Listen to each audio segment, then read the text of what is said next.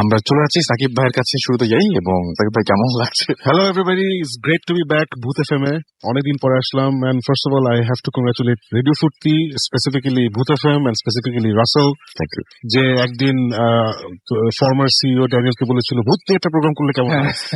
I think that's how it all started, and then I remember Russell এসে থেকে আসছিল একবার, নিচে রাস্তায় আমরা ওই চার মিটিং করলাম, ছোট্ট একটা মিটিং করলাম, and then it all started. So এবং আপনার সাথে আমার মিটিংটার মেইন ব্যাপারটা কিন্তু খুব মজার ছিল, যে আচ্ছা এত গল্প আসলে কি পাবো, হ্যাঁ তুমি কল করো, সবাই যা বলে দাও, দেখো সবাই পাঠাবে, তুমি এটা তো ভাবছো কেন? ওটা কিন্তু আমি তখন আসলে তোমাকে যে কনফিডেন্স দিয়ে বলছিলাম পুরো চাপা মারছি, বুঝছো?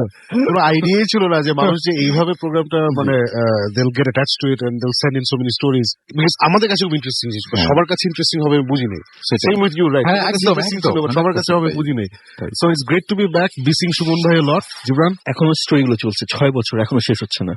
হ্যাঁ, জীবন ভাই হচ্ছে আমার মানে অনেক পছন্দের একজন সিনেমাটোগ্রাফার, আসলে সিরিয়াসলি বলছি। জীবন ভাই, আপনার কোনো প্ল্যান নাই আসলে সিরিয়াসলি এরকম কোনো ফিল্ম বা কিছু ইন ফিউচার করার? ডেফিনেটলি অনেক ইচ্ছা আছে, অনেক কিছু করার। হরর ফিল্ম আমরা চাই আপনার কাছে। হ্যাঁ, ফিল্ম হবে, এটা বলে দিচ্ছি, ফিল্ম হবে। কবে হবে জানি না, because as you said we're all very busy, but there is always time for the things that you love. একদম, which is why আমরা আজকে এখানে আসছি, because we love Furti, we love Booth FM, so we're here. So film করার ইচ্ছা আছে, but যেটা হয় যে আসলে আমি তো চাকরি করি, and he's so time and everything is a huge problem, but we have some great stories we want to tell, so film হবে। ডেফিনেটলি, ইনশাআল্লাহ। সো আমরা কিছু শুনতে চাই আজকে, প্লিজ ছোট করে হলেও কিছু শুনতে চাই, আর বড় করে তো কথাই নাই। In a galaxy far far away। না, যেটা হয়েছে মানে আমরা তো আসলে স্টোরিজ যে কারণে আমরা আসলে অনেক কিছু মানে অনেকদিন আসি না বা রেগুলারলি আসি না, বিকজ আমরা স্পেসিফিক ইনভেস্টিগেশনে যেতাম। হ্যাঁ, স্পেসিফিক আমাদের যে ঘটনাগুলো হয়েছিল ওগুলো আমরা বলতাম। সাকিব, আপনার ফ্যামিলিরও অনেক ঘটনা আছে, মানে এটা প্রচুর, আপনি ঘটনা ভুলে গেছি, বুঝছো? এটা যেটা হয় যে আসি না দেখে আর মনেও নেই, কারণ we stop investigating I think 3-4 years back, 5 years back। So but যেটা আমি করতে পারি রাসেল, কারণ আমাদের এখানে অনেক নতুন লিসনার আছে, আমাদের পুরনো স্টোরি খুব ভালো হয়, হয়তো খুব ভালো হয়, খুবই ভালো হয়। So I can share 1 or 2 of the stories, please. So আমার একটা ফেভারিট স্টোরি, যেটা মানে আমার ফ্রেন্ডরা আমাকে প্রায় জিজ্ঞেস করে, যে ওরাও কিন্তু আমাকে অনেক জ্বালায় যে হতে স্কুলি না কেন। সো ওরা আমাকে এখন একটা নতুন প্রশ্ন করে, সেটা হচ্ছে যে এতগুলো এক্সপিরিয়েন্সেস ইউ হ্যাড, তারপর আমরা বলে যদি আমরা এগুলো বিশ্বাস করি না, এটা আবার অ্যাড করি, যদি আমরা বিশ্বাস করি না, বাট তোর যতগুলো এক্সপিরিয়েন্স হয়েছে কোনটা তোকে সবচেয়ে বেশি ফ্রিক আউট করছে বা ভয় দেখাচ্ছে, তখন আমি ইউজুয়ালি 2টা স্টোরি বলি। তো একটা স্টোরি আজকে আমি শেয়ার করতে চাই, যেটা তুমি অবভিয়াসলি শুনছো, মাসুমও শুনছো। In fact Masum is the other guy who's been behind the console, যেটা সবাই জানে না। সেটাই ফার্স্ট এপিসোড থেকে ছিল। হ্যাঁ, একদম। Masoom is the guy you guys don't know. He's the guy who takes care of all the voices and the sound and the music that you hear. Entire technical production of this program for 6 years from the first episode was done by Masoom. Masum ভাই তো খুব famous সবার কাছে, একদম মানে যেখানেই যাই সেখানেই প্রথমেই মাসুম ভাই কোনটা, মাসুম ভাই কোনটা। That's how it should be. That's how it should be. So anyway, এই গল্পটা তোমরা দুজন শুনছো, বাট অনেকে হয়তো শুনে নাই।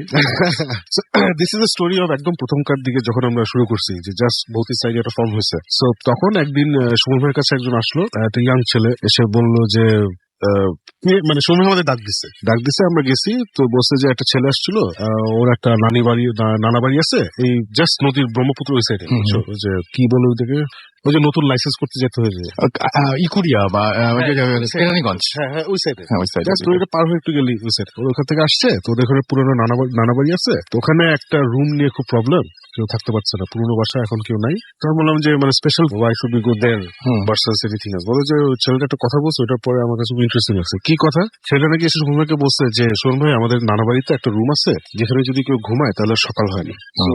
এই লাইনটা খুবই মানে ডিস্টার্বিং, ঘুমাইলে সকাল হয় না, এটা মানিক। তখন বের হলো যে অ্যাপারেন্টলি ওর নানা নাকি জিন পালছে। এটা খুবই কমন একটা বাংলাদেশের বা এই কালচারের একটা জিনিস, যে জিন পালা।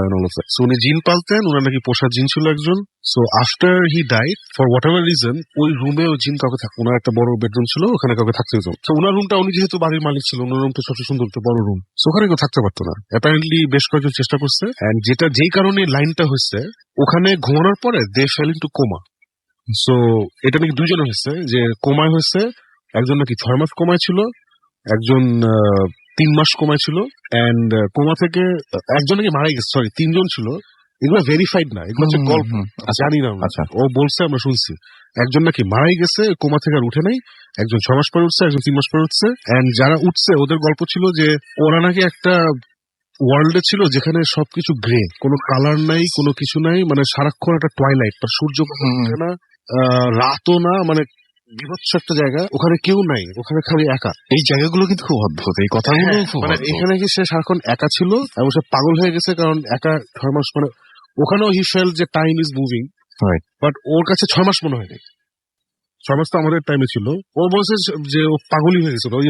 ওদের রিহ্যাবিলিটেট করতে অনেক টাইম লাগছে। After they came out of the coma, ওদের মোটামুটি আরো 1-1.5 মাস 2 মাস লাগছে নর্মালি মানুষের সাথে আবার ইন্টিগ্রেট করতে। সেইগুলো আমরা শুনে আমরা তো এগুলো বিশ্বাস করি নাই, বাট আমরা যেটা করি যে আমরা কাউকে আসলে ওভাবে জাজ করি না যে ভাই আপনি মিথ্যা কথা বলতেছেন বা বানায় বলতেছেন না। আমরা দেখি জিনিসটা শুনতে ইন্টারেস্টিং নাকি, ইফ ইট ইজ ইন্টারেস্টিং তাহলে আমরা যাই। তো সোমন ভাই যখন আমাদের এগুলো বললো, সোমন এক্সট্রিমলি ইন্টারেস্টিং, চলেন যাই। তো আমরা গেলাম। ওই এলাকায় আমরা পৌঁছেছি অ্যারাউন্ড রাত 10টা 10:30টার দিকে। আচ্ছা, পৌঁছায় তো তখন আমাদের ইকুইপমেন্ট খুব কম ছিল। We had a basic camera, হ্যাঁ we had basic camera, night vision ছিল যেটা ইনফ্রারেড, আর উই হ্যাড সাউন্ড রেকর্ডার্স। তো আমাদের আর ইএমএফ ফ্রিকোয়েন্সি রিডার এগুলো কিছু ছিল না, ডিরেকশনাল থার্মোমিটার সব কিছু ছিল না। তো এই ক্যামেরা সেট আপ করতে লিটারালি 15 মিনিট লাগছে। 15 মিনিট আমরা ক্যামেরা সেট আপ করছি, চেক করছি আমাদের সাউন্ড টাউন্ড ঠিক আছে নাকি, ফাইন। তারপর আমরা ডিনার করি নাই, কারণ ভাবছিলাম ঢাকার বাইরে যাচ্ছি, বাইরে গিয়ে ডিনার করবো। সো বের হয়ে ওই কাছে একটা ওই শান্তি টাইপের ছিল ওই রাস্তার দোকানগুলো, ওখানে গিয়ে আমরা আবার ওগুলো খুব পছন্দ করি, রাস্তার পাশের দোকান। তো ওখানে গিয়ে আমরা হেভি পেট ভরে দেখছি, পেট ভরে খেতে 11:30টার দিকে ওয়েন্ট ব্যাক টু ওই রুমটা খুব ভেরি টিপিক্যাল পুরোনো দিনের যে বাসাগুলো আমরা যেমন হয় দেখি, সেরকম একটা রুম। এবং পুরোনো দিনের বাসার মতো বিশাল বিশাল জানালা আছে, ওখানে থাই অ্যালুমিনিয়াম গ্লাস নাই। সো জানলা আছে, কাঠের জানলাগুলো আর কি। সো আমরা গিয়ে ওই রুমের লাইটটা নিভিয়ে দিলাম, নিভিয়ে দিয়ে তো বেসিক্যালি বাসাটার সামনে বিশাল একটা উঠান আছে আর কি।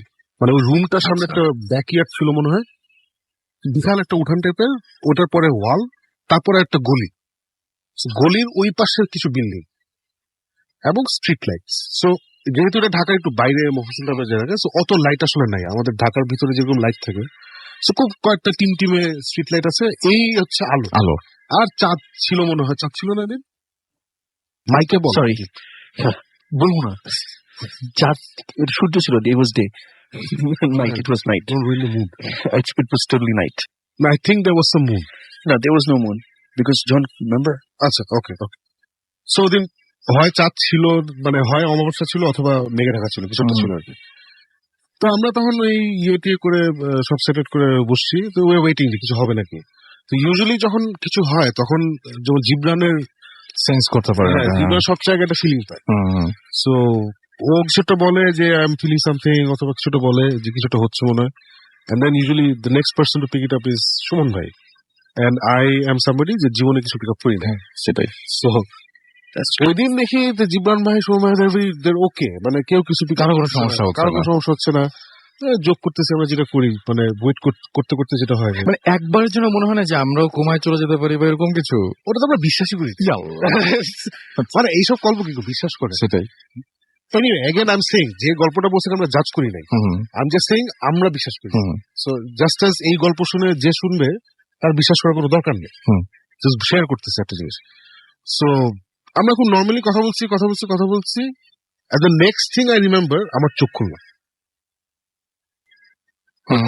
কথা বলছি, নেক্সট থিং আই সি, আমি জাস্ট চোখটা খুললাম, চোখ খুলে দেখি যে জিব্রান সুমন ভাই আমার সামনে নাই, আমি বসে আছি ওয়ালে হেলান দিয়ে ঘুমাচ্ছি, রুমে কোনো ফার্নিচার ছিল না। আচ্ছা, ওয়ালে হেলান দিয়ে ঘুমাচ্ছি, কি ব্যাপার, পাশে টাকা দেখি জিব্রান সুমন ভাই দুজনে ঘুমাচ্ছে। আচ্ছা, এটা কেমনে হইলো, আমি অবশ্য আমার কোনো মেমোরি নাই যে আমি কখন ঘুমাই গেছি। সো এটা খুবই অড। সেটাই। আমি তখন ইমিডিয়েটলি দুজনকে ডাকছি যে সুমন ভাই উঠেন। সো ওরা উঠছে, উঠে আমি লাইক হোয়াট হ্যাপেন, মানে সবাই একসাথে ঘুমাই গেলাম, ঘটনা কি? সব বললো যে আই ডোন্ট নো, মানে এটা তো জীবনে হয় নাই, মানে এর আগেও আমরা অ্যাটলিস্ট 6-7টা ইনভেস্টিগেশনে গেছি, তখন সেটা তো হয় নাই আগে, আমরা তো ঘুমাই নাই, এটা কি ধরনের কথা? তো তখন আমরা কারোরই মনে নাই হোয়াট হ্যাপেন্ড। সো আমরা যেটা করলাম, ক্যামেরার রেকর্ড চলছিল, আমরা দেখি যে we slept from say 12:30 to 1:30 মতো, 1 ঘন্টা টাইম আমরা কেউ জানি না কি হয়েছে। ক্যামেরা রিওয়াইন্ড করে আমরা দেখতেছি যে তিনজন আড্ডা মারতেছি আমরা, আড্ডা মারতে মারতে আমি হাই তোলা শুরু করলাম। হাই তোলা শুরু করে আমি একটু ওয়ালের কাছে গিয়ে বসলাম, বসে ওখানেও একটু দু একটা কথাবার্তা বলে হঠাৎ করে চুপ করে ঘুমিয়ে গেছে। আল্লাহ। তারপরে দেখি ওরা দুজন আমাকে নিয়ে একটু হাসাহাসি করতেছে, আচ্ছা। যে এই মোটা ঘুমিয়ে গেছে, এই শাকিব বেশি এত খাইছে, এসব বলতে বলতে ওরাও দেখি আস্তে আস্তে আমার কাছে চলে আসলো। ওরাও বসলো, বসে বসে লিটারালি দুজন কথা বলতে বলতে দুজন স্মুথলি ঘুমিয়ে গেছে। And then for 45 minutes of the tape আমি থেকে ঘুমাচ্ছি, আর কিছু নেই। তাহলে এটা কেমনে হইলো? তখন আমি জিজ্ঞেস করলাম জিবরানকে যে are you feeling anything, what is this? He said no, I don't feel anything. তখন সুমন ভাইকে আবার জিজ্ঞেস করলাম যে শুনুন, আপনি আর ইউ ফিলিং এনিথিং, যে এনিথিং রং? সুমন ভাই বলে যে না, আমি তো কিছুই ফিল করছি না। তখন আমরা ডিসকাস করলাম যে তাহলে এটা হতে পারে যে আমরা যেহেতু এই রাতে বাইরে খাইছি, মানে এই জায়গায় মানে খাবার কিছু হইতে পারে, তেল তুলে প্রবলেম হতে পারে, মশলার প্রবলেম হতে পারে। সো মেবি খাবারে কোনো প্রবলেম ছিল এবং আমরা ওটা খাইছি, এন্ড যেটা হয় যে মাঝে মধ্যে ঘুম চলে আসে বা ইয়ে হয়েছে। সো উই থট যে এরকম কোন একটা প্রবলেম হয়েছে, এটাই সবচেয়ে সাইন্টিফিক রিজনিং আমরা বের করতে পারলাম, লজিক। এই কারণেই আমরা তিনজন ধাম করে ঘুমিয়ে গেছি। ঠিক আছে, ভালো কথা, ঘুমিয়ে গেছি। সো আমরা বাই দ্য টাইম ক্যামেরা তো 1 ঘন্টা ইয়ে হয়ে গেছিল। সো ব্যাটারি চেঞ্জ করলাম, ব্যাটারি চেঞ্জ করে ক্যামেরা আবার সেট আপ করলাম। সেট আপ করে আমরা ওয়েট করতেছি। Within 5 minutes the camera battery died. Within 5 minutes camera battery died. এটা তো খুবই মানে অ্যাবনর্মাল। এটা খুবই অ্যাবনর্মাল, বাট তখন আমরা তো প্রথম তো আমরাও নিজেরাও শিওর না যে আসলে কি হয়েছে। আমি ইমিডিয়েটলি জীবনকে দোষ দিছি যে তুই হালা টেকনিক্যাল ইনচার্জ, ব্যাটারি চার্জ করস তাই এই সেই। I took it personal. জীবন দেখা বলে আমি চার্জ করি, বলে আমি সবগুলো নিজে চার্জ করছি নিজের হাতে। ও অনেক বলতেছে, আমিও বলতেছি, সময় কিছু বলতেছে না, মজা দেখতেছে আর কি। তো এইসব বললে সে আবার ওই ব্যাটারি বের করে রাখলো। আবার থার্ড ব্যাটারি বললাম আমরা, থার্ড ব্যাটারি বললাম। আর মিনওয়াইল ওই দুইটা ওখানে পাওয়ার আপ ছিল, চার্জ হচ্ছে আর কি। ওটা চেক করে ফুল ব্যাটারি আছে, দিলাম, ঠিক আছে। ওটাও উইদিন 10 minutes আরো কম, 8 to 10 minutes এর মধ্যে দ্যাট ব্যাটারি রান আউট। তখন আমি আবার ওরা কিছু বলতেছে না, মানে we are all talking about what is going on, but জিবরানও কিছু বলতেছে না যে I am feeling something. Sonu ভাইও কিছু বলতেছে না যে আই এম ফিলিং সামথিং। তখন আই স্টার্টেড গেটিং ওয়ারিড যে 3টা জিনিস হয়েছে যেটা আমরা এক্সপ্লেন করতে পারছি না। আর আমাদের গ্রুপের যারা এসব জিনিস ইউজুয়ালি সেন্স করতে পারে, ওরা কিছু সেন্স করতেছে না, ঘটনাটা কি। তখন এটা নিয়ে আমরা কিছু কথা বলতেছি, কথা বলতে বলতে হোয়াট হ্যাপেন, পুরা এলাকা ইলেকট্রিসিটি চলে গেছে। সো আমরা অলরেডি ডার্কেন রুমে আছি, রাইট? এন্ড উই হ্যাভ ওই টর্চ যে এখানে টর্চ আছে আছে। সো ইউজুয়ালি আমরা টর্চ অফ করে রাখি, আমরা হাঁটাহাঁটি করছি, হেলমেটের সাথে যে অফ থাকে। যখন কোনো দরকার হয় তখন আমরা জ্বালাই, আদারওয়াইজ ক্যামেরা দিয়ে দেখার চেষ্টা করি। ওই তো মানে কিছু মুভমেন্ট হলে ওটা অন করি, নাহলে তো ব্যাটারি শেষ হয়ে যাবে। আচ্ছা।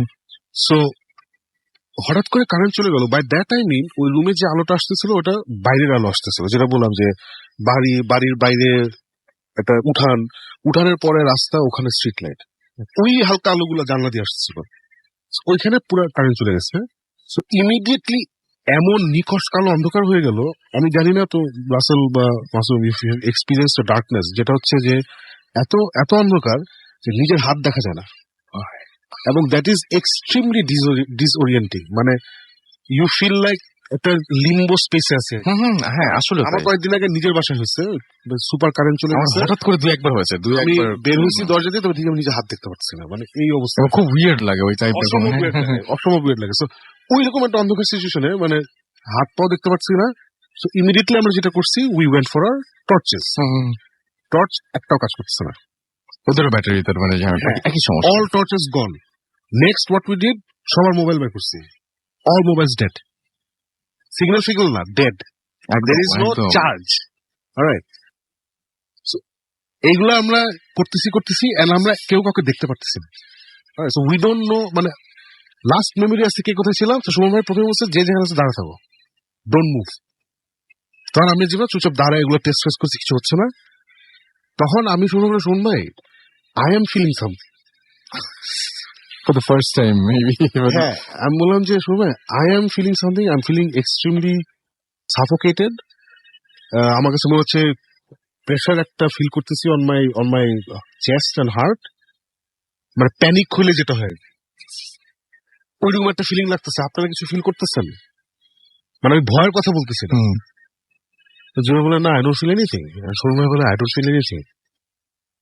এইরকম সময় কিছুটা ততক্ষণ আমাদের চোখ সয়ে আসছে টু দ্য ডার্কনেস। সো আমরা নিজেদের হাত একটু দেখতে পাচ্ছি। তো তখন দেখলাম সুমন ভাই জানলা যেখানে ছিল উনি জানলার কাছে দাঁড়ায় ছিল এন্ড ইজ লুকিং আউট। তখন সুমন ভাই আমাদের ডাকছে, তোমরা এদিকে আসো।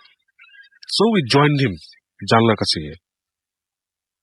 জানলা দিয়ে তাকায় দেখি বাইরেটা না, মানে ইটস এক্সট্রিমলি উইয়ার্ড, মানে প্রচন্ড গ্রে টাইপের একটা সিচুয়েশন। মানে ওই যেটা হ্যাঁ, মানে অ্যাজ ইফ সব মারা গেছে আর কি, মানে সবকিছু থেকে লাইফ চলে গেছে, বুঝছো?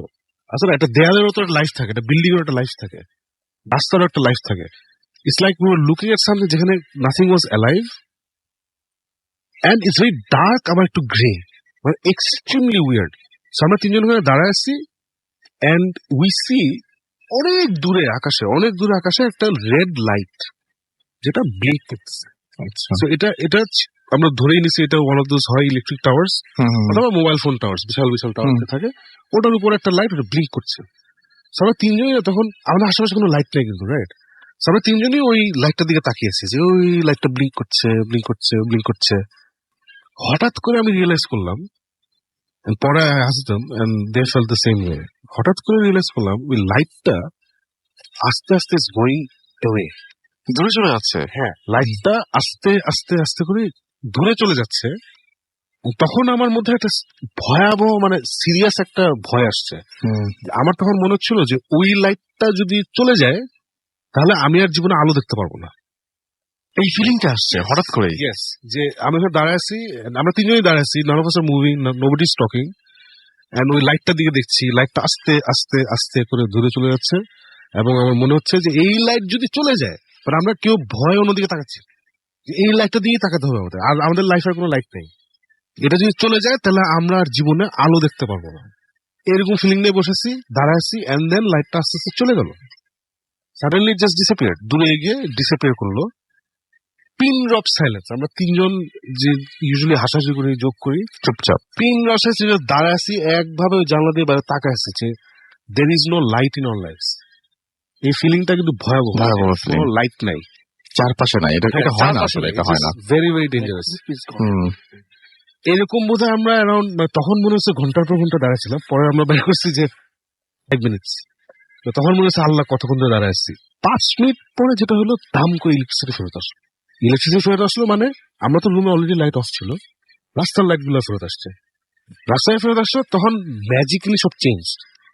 আর এটা আমরা কি মানে নিজেরা ইলুশন দেখছেন যাই না, মানে লাইট আসছে, মানে মনে হচ্ছে আমরা সবাই প্রাণ ফিরে পেলাম। আর রাস্তার লাইট ঠাস ঠাস কয়েকটা জ্বললো। হঠাৎ করে দেখি we can see the sky, we can see the buildings properly, নিজেদেরকেও ঠিক মতো দেখতে পারতেছি। তখন আমি বললাম, শোন ভাই, আমরা কিন্তু ভয়াবহ উল্টাপাল্টা লাগছে জিনিসগুলা, আপনারা কি এখনো কিছু ফিল করতেছেন? যেটা বললাম, এখনো কিছু ফিল করতেছি না, আমি এখনো কিছু ফিল করছি না। বাট আমার মনে হয় এখানে অসম্ভব গন্ডগোল আছে, বিকজ তুমি জীবনে কিছু ফিল করো না। So let's just get the hell out of here. তারপরে আমরা ওখান থেকে লিটারালি কাঠি বসে প্যাক করে 2 মিনিটস উই র্যান আউট। তখন বাজে 3টা হলো, জাস্ট র্যান আউট, গাড়িতে করে চলে গেছি। পরে ওই ছেলেটাকে ডাকা হয়েছে, সোমবার ডাকছে বাসায়, দেখে ছেলেটাকে বলছে যে আপনার কোনো এভিডেন্স পাইছেন? সোমবার বলছে আমরা কোনো এভিডেন্স পাই নাই, but that room is bloody haunted, something seriously wrong in the room, so we would recommend ওখানে কিছু না। কি অদ্ভুত ব্যাপার যে দুজন বুঝতে পারেন, ইমরান ভাই এবং মানে দুজনে কেউ বুঝতে পারেননি। আরো স্ট্রেঞ্জ ফিলিং আমার কাছে ওয়ান অফ দ্য স্ট্রেঞ্জেস্ট থিং বলছি, আমরা তিনজন কিন্তু কথা বলিনি, রাইট? যে আমরা কি ফিল করছিলাম যখন লাইটটা দেখছিলাম, একই জিনিস, যে অ্যাজ ইফ ওটা ছিল আমাদের লাস্ট হোপ, মানে এটা আমরা শেষ লাইট দেখবো, ওটা চলে গেলে আমরা আজ। এই জায়গাটা খুব ভয়ঙ্কর, কিন্তু মানে এই ফিলটা কেন আসবে এটা একই ফিলিং, মানে দ্যাট তুমি সেটাই। এটা পরে আমরা অনেক কথা বলছি, যেমন আমাদেরকে প্রথমে যে ওই ছেলেটা একটা কথা বলছিল যেখানে ঘুমাইলে সকাল হয় না, সাইকোলজিক্যালি হয়তো আমাদের মাথায় ঘুরতেছিল জিনিসটা। বাট মানে পুরো ব্যাপারটা আপনি যে কালারটা দেখলেন না, ওইটা আমার খুব ভয় লাগছে। ওই ওই জায়গাটা যে মানে সবকিছু গ্রে, কেন মানে সবকিছু মানে মারা গেছে এরকম Just টাইপের একটা outline. ব্যাপার। Building এর outline. একদম। একটা মানে বুঝতে পারবো না। মানে যেমন আমরা যদি এখন বাইরে তাকাই কোন দিকে, মানে you can see the outline of the building. হ্যাঁ, কালো এগেন্স্ট কালো, একটু ডিপ কালো, একটু হাফ, এটা গ্রে। এবং আমার মানে আপনারা তো সব জায়গায় সেকেন্ড টাইম থার্ড টাইম যান, আই এম শিওর যে ওখানে না ওখানে না, ভাই প্রাণের ভয় যেখানে ওখানে আর যাইনি। একবার সাহসী কাজ করছে লাইফে। এটা আনফরচুনেটলি মানে এটা এমন একটা, যেমন আমাদের খুব ইচ্ছে ছিল এটা নিয়ে একটা ভূতিস এপিসোড বানাবো, but we had the only evidence we had was আমরা ঘুমাচ্ছি।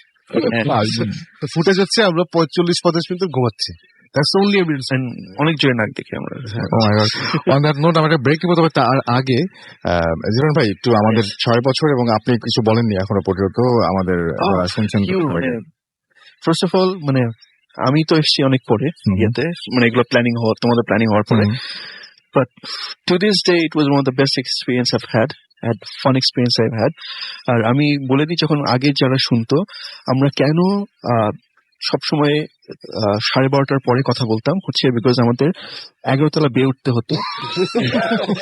বেয়ে ওঠার পরে আধা ঘন্টা আমরা শুধু আমাদের নিঃশ্বাস না ক্যাচ করা হতো। সো তারপরে thank you for tolerating and congratulations to especially you. 6 বছর ধরে you kept it alive, you kept it going, and both of you, and আমি জানি না how is this possible, but you've done it. মানে regular আপনাকে, মানে আপনি নাই এটা মিস করে আমার এসএমএস প্যানেল, এবং এসএমএস প্যানেলে রেগুলার মানুষজন নানান রকম নাম দিয়ে এসএমএস পাঠাতেই থাকে এখনো কিন্তু।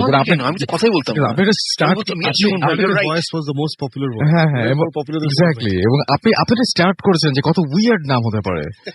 হ্যাঁ মানে আপনি এসএমএস বলতেন যে যত উইয়ার্ড নাম হবে সেই এসএমএস গুলো পড়বো। কম্পিটিশন না, হ্যাঁ সেটা এখনো চলে, এবং সেটা আপনার না থাকলেও এখনো পর্যন্ত সেটা চলে, এবং পাঠিয়ে যান অনেকে। হ্যাঁ, যে জীবন্ত লাশ এরকম, হ্যাঁ অদ্ভুত। এবং ফেসবুকে নামগুলো দেখলেও মানে খুব অদ্ভুত লাগে। আমার একদিন শুনেছি, আমি বেশি কথা বলছি, এরকম টাইপের নাম যে আমি এখন কবরে ঘুমাই, এরকম।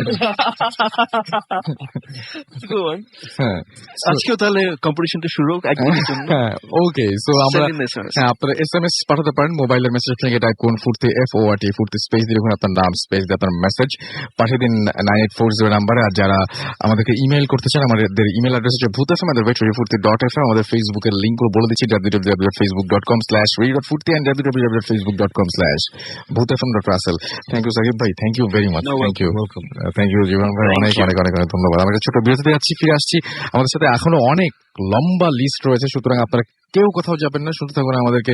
স্টে টিউনড রেডিও ফুর্তি এন্ড ডোন্ট স্টপ দ্য ফুর্তি। আগে বলে দেই, আমাদের সাথে এখন আছে আমাদের ডক্টর আলিফ আছে, বাবু ভাই আছেন, এবং আরো অনেকে আছেন, ফারহান আছেন, সবাই, তানভীর ভাই আছেন, সবাই আছেন। সো আপনারা জেগে থাকুন, এবং কিছুক্ষণের মধ্যে আমরা আবারও ফিরে আসবো। স্টে টিউনড রেডিও ফুর্তি এন্ড ডোন্ট স্টপ দ্য ফুর্তি।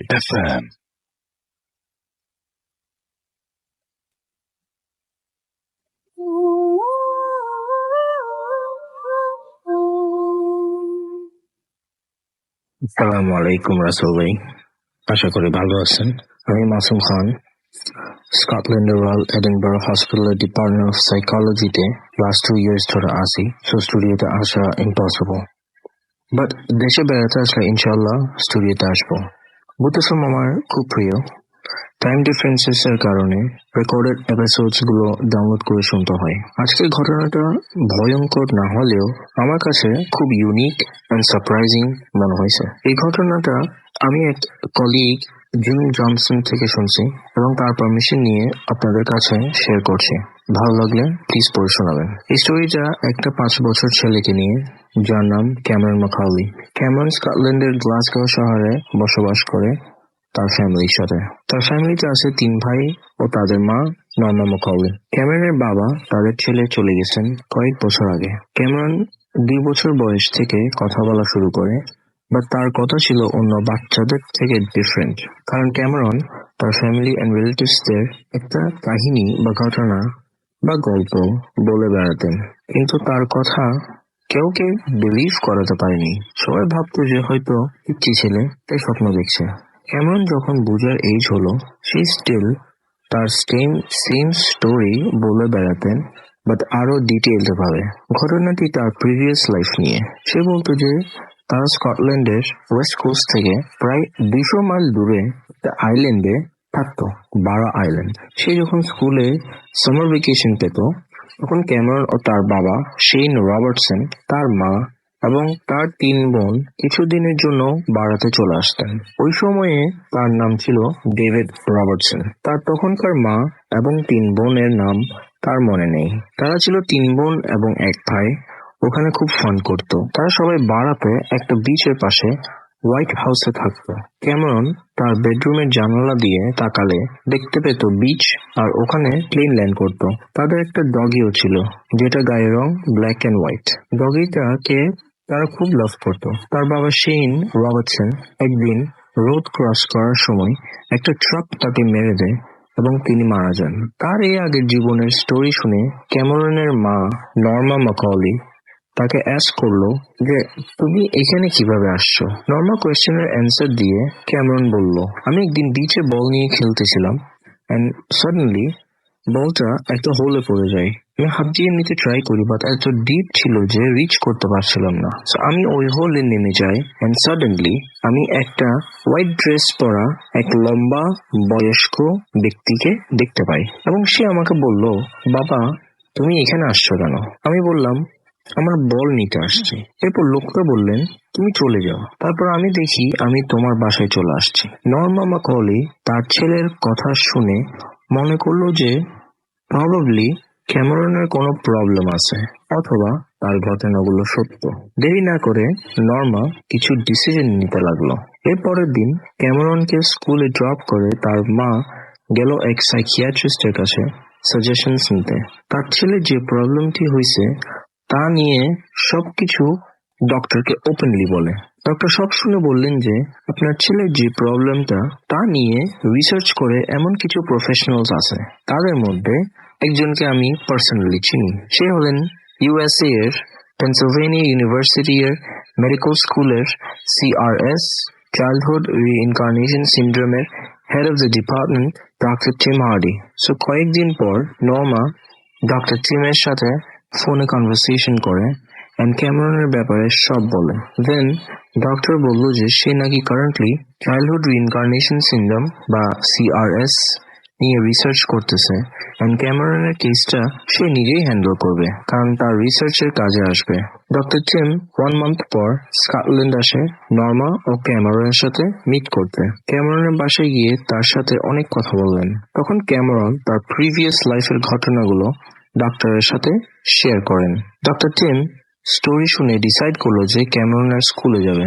স্কুলে গিয়ে মেন্টার্স টিচার্সদের সাথে মিটিং করলো এন্ড জিজ্ঞাসা করলো ক্যামেরনের সম্পর্কে এবং প্রশ্ন করলো যে ক্লাস বুকস এর মধ্যে বা ক্লাসের মধ্যে এরকম কোনো স্টোরি পড়ানো হয়েছে কিনা। প্রিন্সিপাল এন্ড ক্লাস টিচার্সরা বললেন যে বারা নিয়ে কখনো কোনো কিছু পড়ানো বা দেখানো হয়নি স্কুলের হিস্ট্রিতে। তখন ডক্টর টিম বুঝতে পারলো যে এই প্রবলেমটা সলভ করতে একটাই উপায়, সেইটা হলো ক্যামেরন ও তার ফ্যামিলিকে নিয়ে বারা যেতে হবে।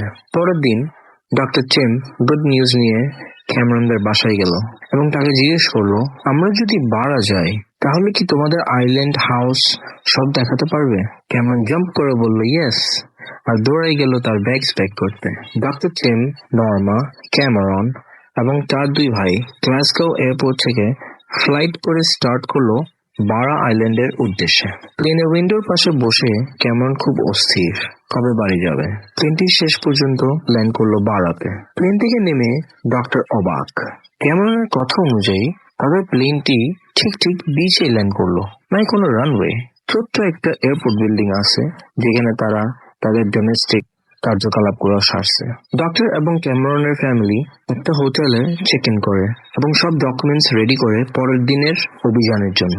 পরের দিন ডক্টর টিম বারা আইল্যান্ডের হেরিটেজ সেন্টারে গিয়ে এক হিস্টোরিয়ানের দেখা পেল, জর্জ রাফায়েল। হিস্টোরিয়ান গত 25 বছর ধরে ওই হেরিটেজ সেন্টারে কর্মরত আছেন। তার সাথে ডক্টর দেখা করে জিজ্ঞেস করলো, শেন রবার্টসন নামের কেউ কি ওই আইল্যান্ডে থাকে বা থাকতো? হিস্টোরিয়ান বলল, এখানকার পপুলেশন কম বেশি 1000-এর মতো, তাই মোটামুটি সবাইকে সবাই চিনে। তাও শিওর হওয়ার জন্য হিস্টোরিয়ান তার রেকর্ড বুক চেক করলো। কিছুক্ষণ পর ডক্টরকে বলল সরি, ওই নামে কেউ বাড়াতে থাকে না। ডক্টর তার কন্ট্যাক্ট নাম্বার দিয়ে কিছুটা মন খারাপ ও হতাশ হয়ে বেরিয়ে এলেন হেরিটেজ সেন্টার থেকে। এদিকে ক্যামেরন খুব অস্থির, সে ঘরে যাবে, পুরোনো মেমোরি ফেরত পাবে আশায়। সেদিন তারা অনেক খোঁজাখুঁজি করলো, অনেক জায়গায় গেল, শপিং মলে গেল, অনেক জায়গায় গেল, কিন্তু আনফর্চুনেটলি ক্যামেরনের দেওয়া ডিসক্রিপশন হিসাবে কিছু চিনতে পারলো না। দিনের শেষে মোটামুটি সবাই ছিল টায়ার্ড। পরের দিন গ্লাসগাও ফেরত যাওয়ার জন্য তারা ফ্লাইটের টিকিট করে অপেক্ষা রইল ফ্লাইটের।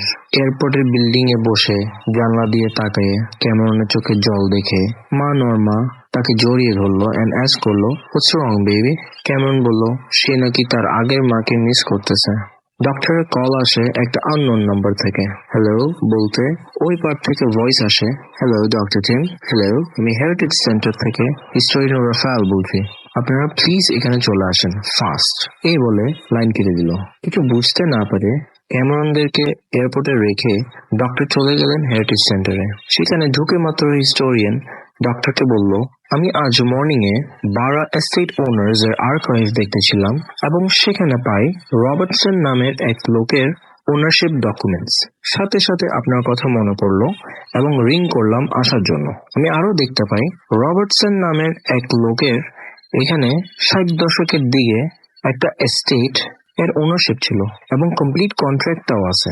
হিস্টোরিয়ানের কথা শুনে ডক্টর কল করলো নর্মাকে, বলল গ্লাসগোর টিকিটস ক্যান্সেল করে ওই হেরিটেজ সেন্টারে সবাইকে নিয়ে জলদি চলে আসতে। টাইম ওয়েস্ট না করে রবার্টসনের সেই বাড়ির অ্যাড্রেস নিয়ে ডক্টর টিম, নর্মা, ক্যামেরন এবং তার দুই ভাই রওনা দেন হেরিটেজ সেন্টারে টুরিস্ট ভ্যান করে সেই বাড়িটির খোঁজে। পাকা রাস্তা শেষ হয়ে তারা একটি মাটির রাস্তায় উঠেন এবং তখন ক্যামেরন জানলা দিয়ে একটা পুরনো একটা ঝুপড়ি টাইপের দোকান দেখিয়ে বলল, এটা মিস্টার অ্যান্ড্রু ডোনাট শপ ছিল, এখানে আমরা ডোনাটস এন্ড টি খেতাম।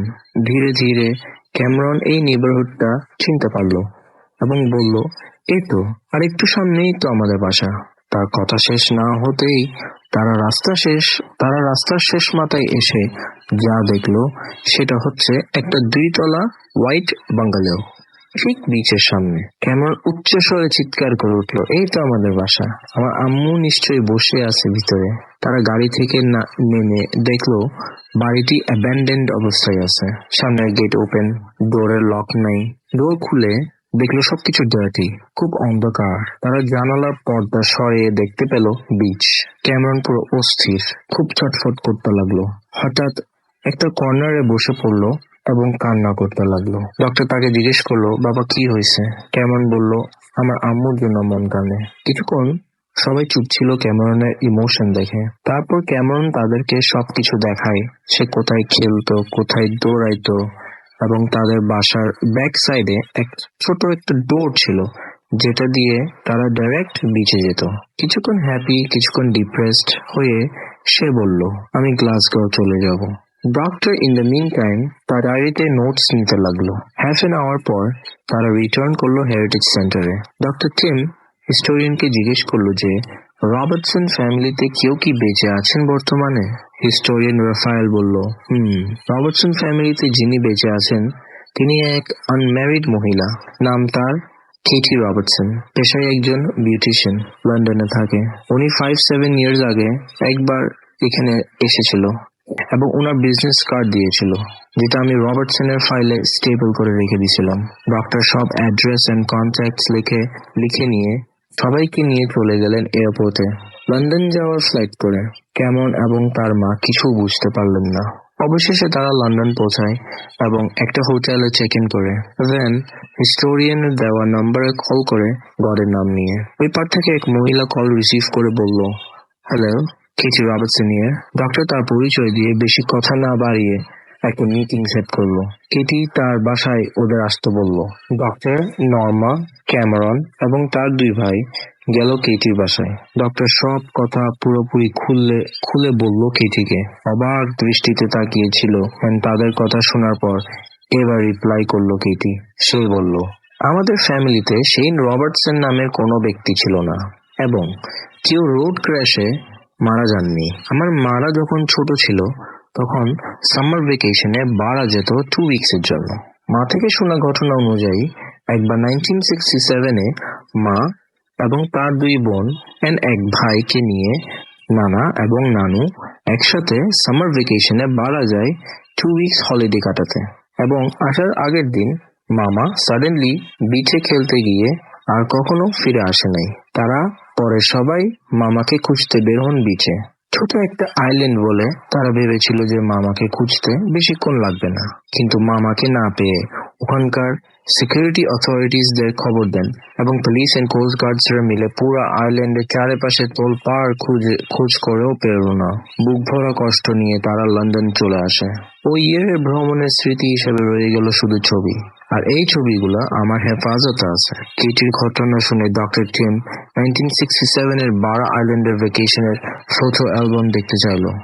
কিছুক্ষণ পর কেটি কিছু ধুলোবালু মাখা অনেক দিন পরে থাকা অ্যালবাম নিয়ে আসলো ডাক্তারদের সামনে এবং সে 1967-এর অ্যালবামটা খুললো।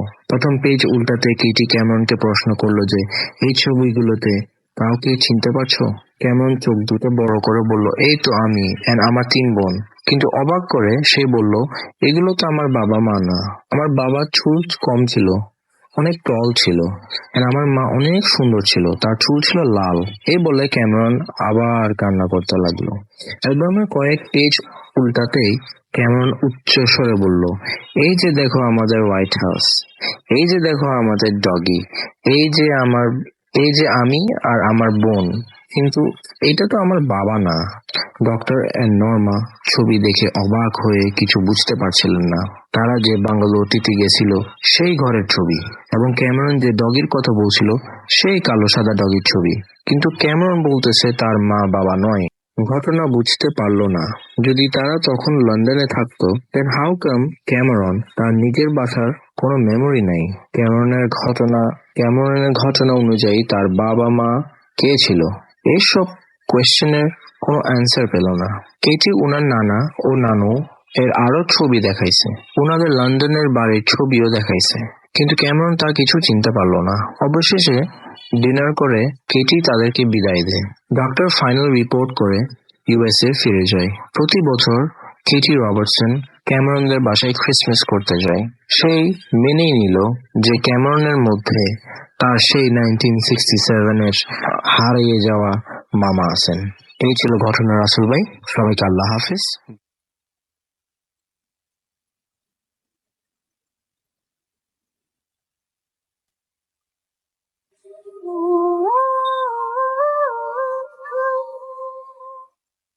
Welcome back. আজকে সময় আমরা চাচ্ছি যত আটকে রাখতে, সময় তত বেশি দ্রুত চলে যাচ্ছে, আর ঠিক এইভাবেই দ্রুত চলে গেছে 6টি বছর। এবং 6 বছর আগে যখন শুরু করেছিলাম, আমি একটা কথা আজকে ভূত ফিল্মের শুরুতে বলেছিলাম, তখন হয়তো যারা শোনেনি তাদের জন্য আরো একবার বলতে চাই। সেটা হচ্ছে যে আপনারা যারা ভূত ফিল্ম শোনেন এবং যারা ঘটনা পাঠান, তারা পুরোপুরি সেলিব্রিটির কনসেপ্টই পাল্টে দিয়েছেন। আমি যেটা বলবো সেটা হচ্ছে যে সবাই আপনারা যারা এখানে ঘটনা পাঠান, তারা হয়তো জীবনে কখনো কোনোদিন ঘটনা লেখেননি, জীবনে মানে একটা ঘটনাও লেখেননি। ভূত ফিল্মের জন্য ফার্স্ট ঘটনা লিখেছেন, কিন্তু সেটা অসাধারণ লিখেছেন। আপনারা কেউ হয়তো মাইক্রোফোনের সামনে দাঁড়িয়ে কোনো কথা বলেননি, কিন্তু ভূত ফিল্মের জন্য প্রথম বলেছেন এবং সেটা অসাধারণ বলেছেন। এবং সেখানেই আপনারা হয়ে গেছেন, মানে আপনারা স্বতন্ত্রভাবে মানুষের ভালোবাসার পাত্র হয়েছেন।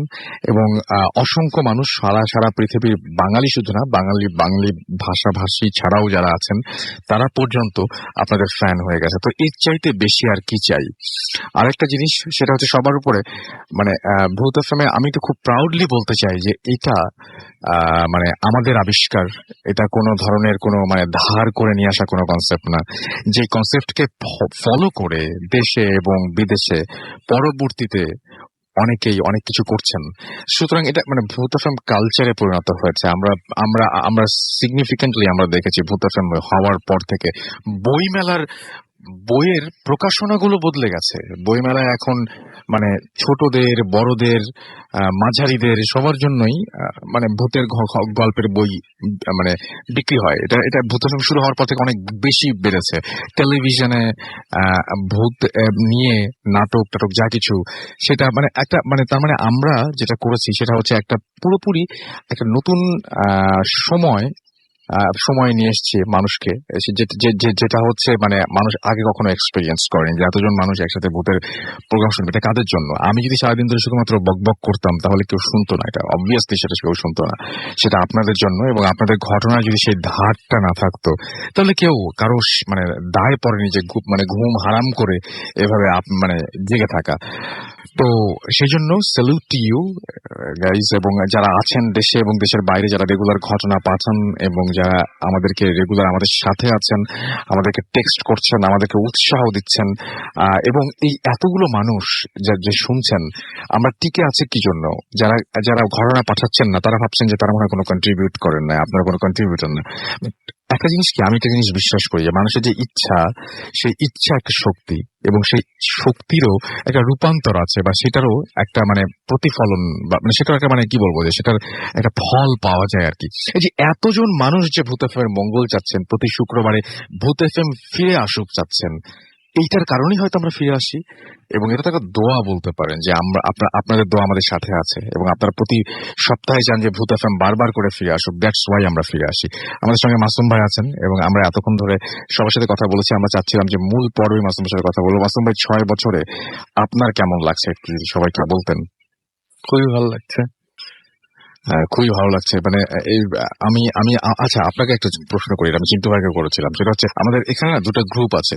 একটা গ্রুপ চান যে ভূত এফএমের মিউজিক যেমন আছে ঠিক তেমনই থাক, আর কেউ চান যে ভূত এফএম মিউজিক বহুদিন ধরে একই রকম চলছে, সো আমাদের এটা চেঞ্জ করা উচিত। তো আপনার কি মনে হয়?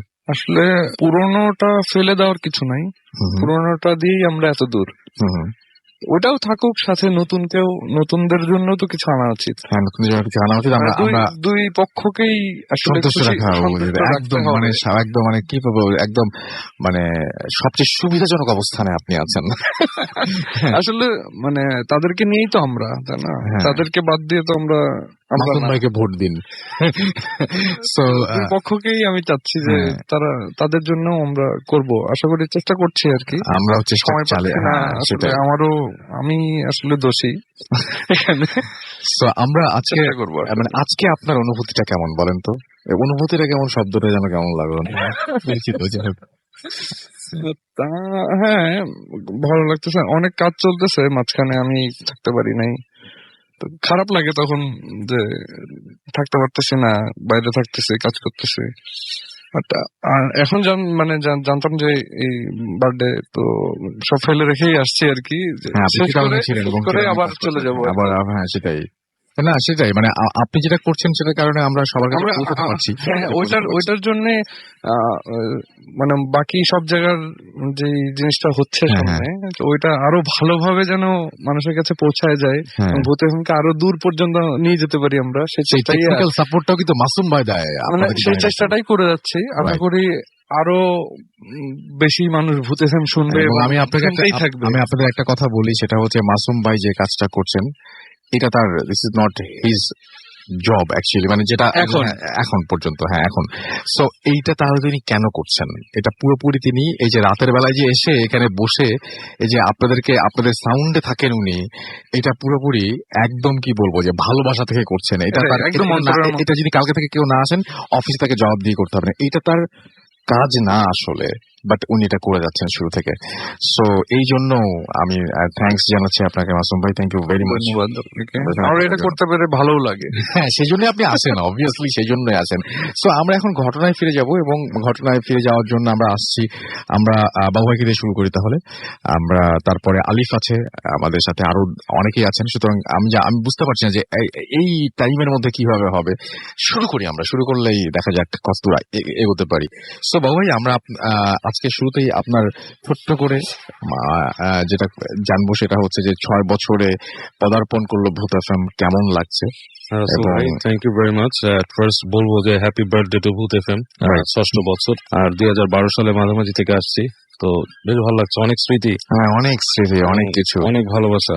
এবং আপনি আর মাসুম ভাই যথেষ্ট এফোর্ট দিয়ে করেন শোটা, এবং এর জন্য শোটা আরো মানে খুব লাইভলি হয়ে টিকে আছে এতদিন। হ্যাঁ, থ্যাংক ইউ ভেরি মাচ। এবং আমি বাবু ভাই, আমি দেখতে পাচ্ছি যে মানে একদমই পাত্তা না দিলেই না এখন, কারণ হচ্ছে যে SMS পড়ছেন এবং অনেকেই দেখতে পাচ্ছি যে আমাদের এখানে সিয়াম আছেন, জয় আছেন, ফাইজুল আছেন, নড়াইল থেকে প্রান্ত মজুমদার আছেন, এছাড়াও আমাদের সাথে আছেন এই যে আমি বলছিলাম দেখেন বাবা দেখেন এই যে change the background music please request already চলে আসে। আফরিন আছেন আমাদের সাথে আছেন সাহান, এছাড়াও জিলান আছেন, হিমেল আছেন, শেখ হিমেল, হিশাম আছেন, এছাড়াও রাজীব আছেন এবং সঙ্গে আছেন লোপা, MD আজিম আছেন, ইদিতা আছেন ময়মনসিং থেকে, জয় আছেন শ্যামলী থেকে, সুক্তি আছেন, এছাড়াও নড়াইল থেকে আচ্ছা প্রান্তটা আমি পড়েছি, এছাড়াও ফেমাস পাগল আছেন, মানে এই যে জিবরান ভাই একটু আগে বলে গেছিলেন যে যারা যারা আছেন তারা এরকম একটা আওয়াজ দিবেন, তো নিজেদের নাম এরকম করে আওয়াজ দিচ্ছেন,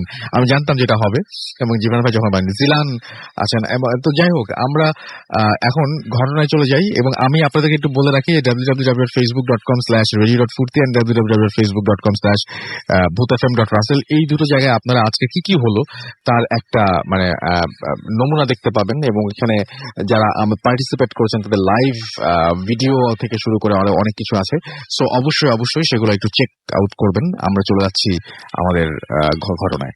হ্যাঁ রাসেল ভাই, এই ঘটনাটা অ্যাকচুয়ালি মানে আমার নিজের সাথে কিন্তু ঘটা, বেশি দিন হয়নি, মাসখানেক এরকম হয়েছে। আমি ঢাকার বাইরে যে কোনো একটা জায়গায় ছিলাম আর কি, তখন এনভায়রনমেন্টটা হচ্ছে ওই বাসার আশেপাশটা হচ্ছে খুব নীরব এবং আমার ওই বাসার পাশেই একটা অনেক পুরনো গ্রেভিয়ার্ড আছে আর কি। তো রাতের বেলা যখন ঘুমাতে যাই স্বভাবতই আমি ওখানে একা থাকি, কেউ নাই, তো একটু অস্বস্তি লাগে আর কি রাতে। অনেকেই বলে যে ওখানে থাকলে ঘুমাতেই পারতো না রাতে। তো আমি বেশ মানে এনজয় করি ব্যাপারটা, তারপর একটু কেমন অস্বস্তি লাগে। তো একদিন রাতে ঘুমাতে যাচ্ছি, তখন আপনার প্রায় 3:30 মানে তার হয়তো কিছুক্ষণ পরেই আপনার ফজরের আজান পড়বে আর কি। তো এরকম একটা সময় আমি শুয়েছি এবং শুয়ে আপনি বাতি বন্ধ করে দিয়েছি এবং আমি চিন্তা করছি যে মানে একটু মানে অস্বস্তি লাগছে। এর মধ্যে দেখলাম খুব একটা বাজে দুর্গন্ধ মানে ভরে গেল ঘরটায় আশপাশ থেকে, মানে একটা মানে পচা, মানে কোনো কিছু পচে গেলে যেরকম গন্ধ আসলে সেরকম একটা গন্ধ। তো জিনিসটা খুব অস্বস্তি লাগতেছিল যে হঠাৎ করে এরকম কেন গন্ধ আসবে এখানে, হঠাৎ আসার কথা না, এতক্ষণ তো খুব ভালো বাতাস বইছিল এবং অনেক মানে ন্যাচারাল এনভায়রনমেন্ট আশেপাশে গাছগাছালি সুন্দর বাতাস।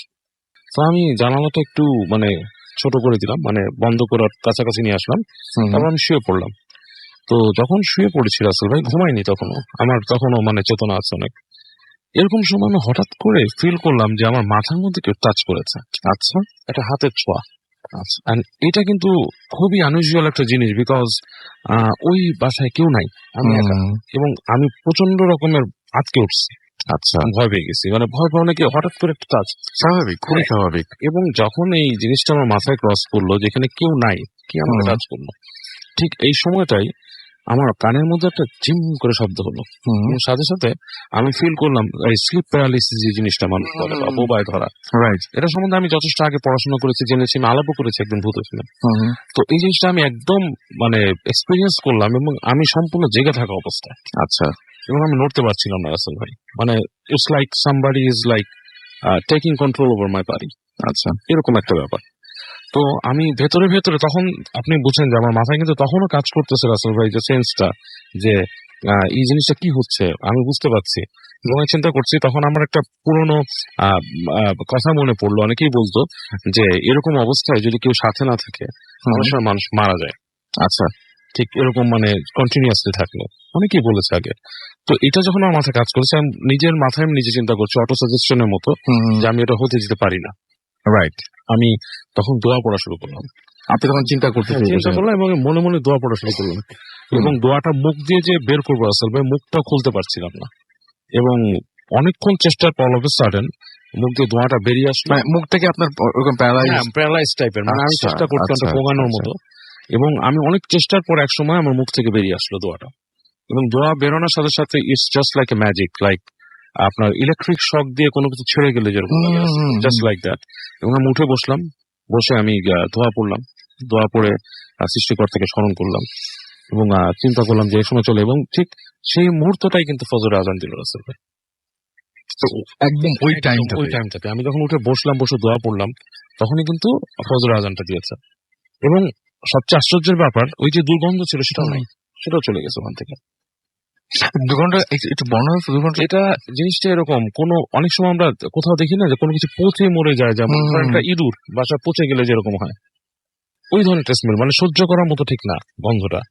ওকে। হ্যাঁ, মানে কোনো কিছু পচা, ডিকম্পোজ স্মেল, মানে কোনো কিছু পচে যাচ্ছে এরকম একটা গন্ধ। সো এবং সেই মুহূর্তে আপনি দেখলেন যে হঠাৎ করে অল অফ আ সাডেন সবকিছু হ্যাঁ, সবকিছু নর্মাল, গন্ধটাও চলে গেল, মানে মানে নর্মাল বাতাস ঘরের ভেতরে। আমি জানলা খুলে দিলাম, ফ্রেশ বাতাস আসছে, এবং আজানও দিয়েছে তখন, কাছাকাছি মসজিদ ছিল। এবং আমি তখন এক্সপিরিয়েন্স করলাম, অনেকের কাছে শুনতাম জিনিসটা, স্লিপ প্যারালিসিস জিনিসটা যে অনেক ভয়ঙ্কর, ভয়ঙ্কর ভাবে ধরে জিনিসটা, কিন্তু এটা আমার লাইফে খুব বাজেভাবে ফার্স্ট এক্সপিরিয়েন্স করলাম, খুব বাজেভাবে, এবং সম্পূর্ণ জাগ্রত অবস্থা এবং সম্পূর্ণ সেন্স ছিল আমার তখন। যে আমি ভাবতে পারছিলাম যে আমি অতীতে শুনেছি যে কেউ যদি না থাকে সেখানে এইভাবে হলে মানুষ মারাও যায় একসময়। ওকে, অলরাইট। আমরা দেখতে পাচ্ছি যে থ্যাংক ইউ বাবু ভাই আপনাদের ফার্স্ট স্টোরির জন্য। আমরা আবারও ব্যাক করবো ইনশাল্লাহ। ইশতিয়াক আহমেদ আমাদের এখানে ফেসবুকে লিখছেন, আমাদের এখানে লিখছেন, দেখতে পাচ্ছি মিস্টার বাবলু, এছাড়া আমাদের এখানে রতন কুমার আছেন, তারপরে আছেন আমাদের এখানে দেখতে পাচ্ছি এমডি শাওন খান, খুব দ্রুত আসছে, সাদিয়া ইসলাম রাফি, জাকির হোসেন তুহিন আমাদের সঙ্গে আছেন, এখানে লিখছেন ফেসবুকে। এছাড়াও দেখতে পাচ্ছি আমাদের এখানে নাজ আছেন আমাদের এখানে ফেসবুকে, তিনিও লিখছেন। এছাড়াও যারা দেশের বাইরে আছেন তারা একটু আসবেন ফেসবুকে। এছাড়া আমাদের সাথে ফায়সাল শেখ আছেন, আমার তিথি কর, ঈশান মির্জা চৌধুরী, এমডি আরিফ, কিসমত রেজা, তারপরে রিফাত, তারপরে সঞ্জু, আমি ছোট নামগুলো বলছি, আল ইমরান, নাসিফ মাহমুদ, ধরতেই পারছি না, আরাফাত পিন্টু, বিপুল ইসলাম রাজন, এছাড়া এমডি মুন্না খান, সৈকত আরিফিন, তুষার সরকার, রনি, এসকে আরিফ, বিল্লাল মোল্লা, মেহরাব হোসেন, নাহিদ, এছাড়াও আছেন দেখতে পাচ্ছি নাদিয়া হুসাইন, কাভি আলবিদা না কেহনা, ও মাই গড। আচ্ছা ঠিক আছে, আমরা আসলে আলবিদা বলতেও চাই না। এটা এটা এটা এটা এটা একটা মানে ব্যাপার। আমি যে কথাটা বললাম সেটা অবশ্যই সবাই বুঝছেন, এটা বাংলা না করে দিলেও বুঝবেন, কিন্তু যদি জিজ্ঞেস করি বুঝছেন তাহলে সবাই বলবে যে না বুঝি নাই। এটা খুব মজার। যাই হোক, আমরা ঘটনায় চলে যাই। আমরা ঘটনায় যাব এবং আমাদের সঙ্গে এই মুহূর্তে আছেন আলিফ। আর আপনাদেরকে একটু জানাতে চাই, সেটা হচ্ছে আমাদেরকে যদি এসএমএস করতে চান, মোবাইলের মেসেজ অপশনে টাইপ করুন 40 FORT 40 স্পেস দিয়ে আপনার নাম স্পেস দিয়ে আপনার মেসেজ পাঠিয়ে দেন 9840 নাম্বারে। আমাদের ইমেল করতে চাইলে আমাদের ইমেল অ্যাড্রেস হচ্ছে bhutof@radio40.fm। আগামী সপ্তাহে যে আবার আরেকটা ভূত এফএম আছে সেটা ভুলে যাবেন না। সুতরাং অবশ্যই আমাদেরকে ঘটনা পাঠিয়ে দিবেন। আর যেটা করতে হবে, আমাদের ফেসবুক পেজ গুলো চেক করতে হবে, নতুন অনেক কন্টেন্ট রয়েছে। Chosen www.facebook.com/bhutafm.russell and www.facebook.com/radio.40। চলে যাচ্ছি ডক্টর আলিফের কাছে তার ঘটনার জন্য। শুনি আপনার ঘটনা। আসসালামু আলাইকুম। ওয়ালাইকুম সালাম। রাসেল ভাই, কনগ্রাচুলেশনস, হ্যাপি বার্থডে। আজকে কেমন লাগছে আসলে? অনেকদিন হলো, মানে অলমোস্ট আমাদের যদি 6 বছর হয় তাহলে আপনার হচ্ছে 5 বছর। সো কেমন লাগছে? তুমি হ্যাঁ, ওকে, খুবই ভালো লাগে। আচ্ছা ঠিক আছে, thank you, no problem. But কেমন আজকের আবহাওয়াটা টোটালি ডিফারেন্ট রাসেল ভাই। ঢোকার পর থেকেই অন্ধকার, তো পুরা ভূত এফএম স্টুডিও আমরা ফেসবুক অলরেডি আপলোড করেছি এবং আমাদের মানে পুরো এনভায়রনমেন্টে আমরা চেঞ্জ করে ঢোকার সময় মনে হচ্ছে যে আজকে মনে হয় একটু ডিফারেন্ট জায়গায় আসলাম নাকি আজকে। ভূতুরের পরিবেশ। তারপরে রাসেল ভাই এক্সেলেন্ট, খুব ভালো লাগছে। 6 বছর ভূত এফএম 6 বছর। মাসুম ভাইকে অনেক অনেক থ্যাংক ইউ। আমারও 5 বছর আসল ভাই। হ্যাঁ সেটাই। অনেক স্মৃতি, বাবু ভাই যেটা বললেন, অনেক স্মৃতি জড়িত। তো রাসেল ভাই যে ঘটনা দিয়ে স্টুডেন্ট থেকে ডাক্তার হওয়া পর্যন্ত থেকে, জি রাসেল ভাই অনেক স্মৃতি রাসেল ভাই। বাই রাস্তা দিয়ে হাঁটার সময় ফ্রেন্ডের সাথে কথা বলতে যে স্মৃতি, আমি ভূতে আসলে যে একই স্মৃতি চালন করি। তো যেটা হচ্ছে যে আসলে একটা ঘটনা নিয়ে আসছি আজকে সবার জন্য। আমার আজকে আবারও আমি এক পেশেন্টের কাজিনের স্টোরি শেয়ার করবো। তিনি অস্ট্রেলিয়া থেকে আমাকে ঘটনাটা পাঠিয়েছেন আর কি। তো ওনার নাম সাথী। তো ওনার আরেকটা বান্ধবী ছিল হিয়া। তো 1998 সালে ওনারা একটা কলেজে, আমি নাম বলছি না, এই কলেজে ভর্তি হওয়ার পর উনি একটি হোস্টেলে ওঠেন। আচ্ছা, গার্লস হোস্টেলে, এটি কলেজের পাশেই একদম। তো গার্লস হোস্টেলে ওঠার পর আজকে রাসেল ভাই আপনি আমার ঘটনা শোনেন নাই? আমি আজকে আরো ঘটনা শোনেন। তো হোস্টেলে ওঠার পর তার সাথে একজনের সাথে খুব ভালো বন্ধুত্ব হয়ে যায়, ওই হিয়া যার নাম বললাম আর কি। তো বন্ধুত্ব হওয়ার এক পর্যায়ে ওই হোস্টেলটি ছাড়ার জন্য মানে তাকে ডিসিশন নিতে হয় যে তাকে ওই হোস্টেল শেয়ার হোস্টেল থাকবে না। তো নতুন বাসা নিতে গিয়ে যখনই ডিসিশন নিলেন যে নতুন বাসা নেবেন, তখন ওনার ফ্রেন্ডটিও তার সাথে ডিসাইড করে, সাথী আপুর, তার যে আমিও তোমার সাথে, আমি তো ওর সাথে থাকতো। সে বলছে আচ্ছা ঠিক আছে তাহলে বাসা খুঁজি। তো ওই এলাকাতে তার একটি বাসা পান। আসলে বাসার বর্ণনা কিভাবে দিতে চাচ্ছি যে ওই বাসাটি দোতলা ছিল এবং আশেপাশে গাছগাছালি ছিল। নিচতলায় একটি ভাড়াটিয়া ছিল, দোতলায় একটাই রুম ছিল, মানে একটাই মানে ফ্ল্যাট ছিল, কি দুটা রুম। একটা রুমে তারা থাকতেন আর একটা রুম খালি, কারণ স্টুডেন্ট মানুষ তো, আর তাদের গ্রামের বাড়ি হচ্ছে ময়মনসিংহ, পুরো পরিবার ময়মনসিংহ এ থাকে আর কি। তো সাথী আপু এবং তার যে ফ্রেন্ড ছিলেন তারা একটা রুম নিয়ে থাকা শুরু করে। ওখানে একটা বাথরুম আছে, একটি কিচেন আছে এবং পাশাপাশি একদম। তো ঘটনাটি আসলে কিভাবে শুরু হয় সেটি তিনি প্রপারলি আমাকে বলতে পারে নাই। তারপরও সেটি বলেছে যে যখন ঘটনাটি হয় ওটা ওই সময়টা এপ্রিল এবং মেয়ের মাঝামাঝি সময় হবে। আচ্ছা। তো হিয়া তার সাথে সবসময় থাকতো, যে কোনো কিছুতেই মানে প্রবলেম সলিউশন সবকিছু থাকতো। তো যেহেতু দুজন একসাথে থাকতো ওই ফ্ল্যাটে, তার ভাগাভাগি করে নেয় যে উইকলি কে রান্না করবে কে বাজার করবে, দুইজনই ভাগাভাগি করে নেয়। তো সেদিন রবিবার ছিল, তার এটুকু মনে আছে যে সেদিন রবিবার ছিল। রবিবার দিন হিয়া রান্না করতেন নাকি তার যে ফ্রেন্ড, আর তার পরের দিন পরীক্ষা থাকবার কারণে সে পড়ছিল। হিয়ার ওনার পড়াশোনা হয়তো বা সে আগে কমপ্লিট করেছে বা কিছু, তো উনি পড়ছিলেন। এমন সময় সারা শরীরে একটা বাতাস অনুভূত হয়, ঠান্ডা বাতাস। আচ্ছা। তা রেগুলারলি ঠান্ডা বাতাস, ওই ঠান্ডা বাতাস মানে শরীরে আসার পরে অনুভূত হচ্ছিল যে না আজকে একটা ঝড় হবে, ঠান্ডা একটা আবহাওয়া আর কি। তো ওই মুহূর্তে ওই জায়গায় প্রচুর কারেন্ট যেত আর কি, ঘন্টার পর ঘন্টা কারেন্ট যেত। তো এমন সময় কারেন্টও চলে যায় এবং বাতাসটা অনুভূত হতে থাকে। তো আশেপাশের দরজা জানালা সব বাড়ি খাচ্ছিল, গাছের পাতা নড়ছে, তো বোঝা যাচ্ছে যে ঝড় আসবে। তিনি এমন সময় ডাকলেন, এই তো রান্না হয়েছে, তুই একটু জানালাগুলো একটু লাগা। তো তিনি কোনো সারা শব্দ পেলেন না। সারা শব্দ না পাওয়ার কারণে তিনি চার্জ লাইট জ্বালালেন। মোমবাতি না রাসেল ভাই, চার্জ লাইট। ওই তাদের বাসা থেকে চার্জ লাইট পাঠিয়ে দেয়, যেহেতু কারেন্ট যায় বারবার। তো চার্জ লাইট নিয়ে তিনি রান্নাঘরের দিকে যান, কারণ তিনি জানেন যে উনি রান্না করতেই গেছেন। সাথী আপু যখন রান্না করতে রান্নাঘরের দিকে যায়, তার মাথাটা মানে তার পাটা একটা কিছুর সাথে বাড়ি খায়, খুব সফট কিছুর সাথে। সাথে সাথে তিনি চার্জ লাইটটি নিচে নামিয়ে দেখেন যে তার পায়ের পা একটি মাথার সাথে বাড়ি খেয়েছে, সেটি হচ্ছে তার ফ্রেন্ডের মাথা, এবং পুরো দেহটি যে জায়গায় পাতিল টাতিল ধোয় সে জায়গায় পড়ে আছে। এটা শোনার পর ওনার কি হলো, উনি জাস্ট এতটুকু বলতে পারছে যে আমি ফিল করেছিলাম আমার পুরো বডিটা ঠান্ডা হয়ে গেছে, আমি আর কিছু মনে করতে পারছি না। যখন আমার জ্ঞান ফিরে তখন আমাকে হিয়াই পাশে ছিল। আমি অক্ষত অবস্থায় কিভাবে আমার কাছে আছে, আমি তো আমার পা দিয়ে এক্স্যাক্টলি ওই জিনিসটাই ফিল করেছি। অক্ষত অবস্থা আমাকে জাগাচ্ছে, কি হয়েছে তোর? আমি ওকে সবকিছু বললাম যে আমি রাতের বেলা এগুলো দেখেছি। বলে আমি তো ওয়াশরুমে ছিলাম, আমি ওয়াশরুম থেকে বের হয়ে দেখি তুই রান্নাঘরে পড়ে আছিস। তো জিনিসটা ওই দিন হওয়ার পরে তিনি ভালো করে বোঝান, ওই যে হিয়া ফ্রেন্ডটি ছিল তাকে ভালো করে বোঝান, এটা তোর হ্যালুসিনেশন, এটা তোর ভুল ধারণা। হয়তো ওই দিন কারেন্ট ছিল না, তোর কিছু মন হয়েছে, হয়তো বা তুই অন্য ধ্যানে ছিলি, পরের দিন এক্সাম ছিল, তোর মাথায় প্রেসার ছিল। কিন্তু উনি এই জিনিসটা মানাতেই পারে না যে আমি একদম চাক্ষুষ দেখেছি আমার পায়ের সামনে, হাত পায়ের সাথে তোর মাথাটাই বাড়ি খেয়েছে। বলে কি বলছিস, যা বলতে বল, আমার মাথা কিভাবে বাড়ি খাবে, সম্ভব না। যাই হোক, কনভারসেশনটা বেশি দূর আগায় নাই এবং তিনি মাথার মধ্যে পানি দিয়ে ওই দিন কিছুটা স্টেবল হলেও পরের দিন আর স্টেবল হতে পারে নাই রাসেল ভাই। ঘুম ভাঙে তার রাতে 2টার দিকে এবং গভীর রাত সেদিন। গভীর রাতে তার ঘুম ভাঙে এবং ঘুম ভাঙার পর মোস্ট অফ দ্য টাইম তিনি ওয়াশরুমের জন্যই প্রসিড করেন আর কি। তো ঘুম থেকে উঠে উনি লাইট জ্বালাতেই দেখলেন যে ওনার পুরা পাশে হিয়া শুয়ে আছে এবং পুরা ফ্লোর জুড়ে হাত যেরকম ভাবে নড়াচড়া করে, মানে হাত অনেকগুলো হাত নড়াচড়া করছে হাতগুলো। এটা দেখে তুমি আবারও আবারও ওনার অবস্থা খুব খারাপ। ওনাকে ডেকে তুলেন এবং ডেকে তোলার পরে আর ওনার কিছু মনে নেই। আচ্ছা। তো পরের দিন উনি ওই যে পাশে ওনার যে ফ্রেন্ড ছিলেন হিয়া, উনি বলছেন যে তোর অবস্থা খুব খারাপ, আমি একজন হুজুরের কাছে তোকে নিয়ে যাব। হুজুরটি আমি প্লেসটি বলে দিই, উনি মিরপুর মাজার শরীফের ঠিক অপোজিট, নদীর অপোজিটে, গুদারা ঘাটের অপোজিটের ওই কিছু একটা এরিয়াতে থাকতেন ওই হুজুরটি, যার কাছে ওনাকে নিয়ে যাবে আর কি। তো বলে আমাকে কিছু একটা কর, আমার অবস্থা খুব খারাপ, আমি যেসব জিনিস আজকে কালকে হচ্ছে আমার সাথে এগুলি খুব অ্যাবনর্মাল। আচ্ছা। তো ওই আপুটি মানে হিয়া আপুটি অনেক সাথী আপুকে ওনাকে নিয়ে গেলেন হুজুরের কাছে রাসেল ভাই।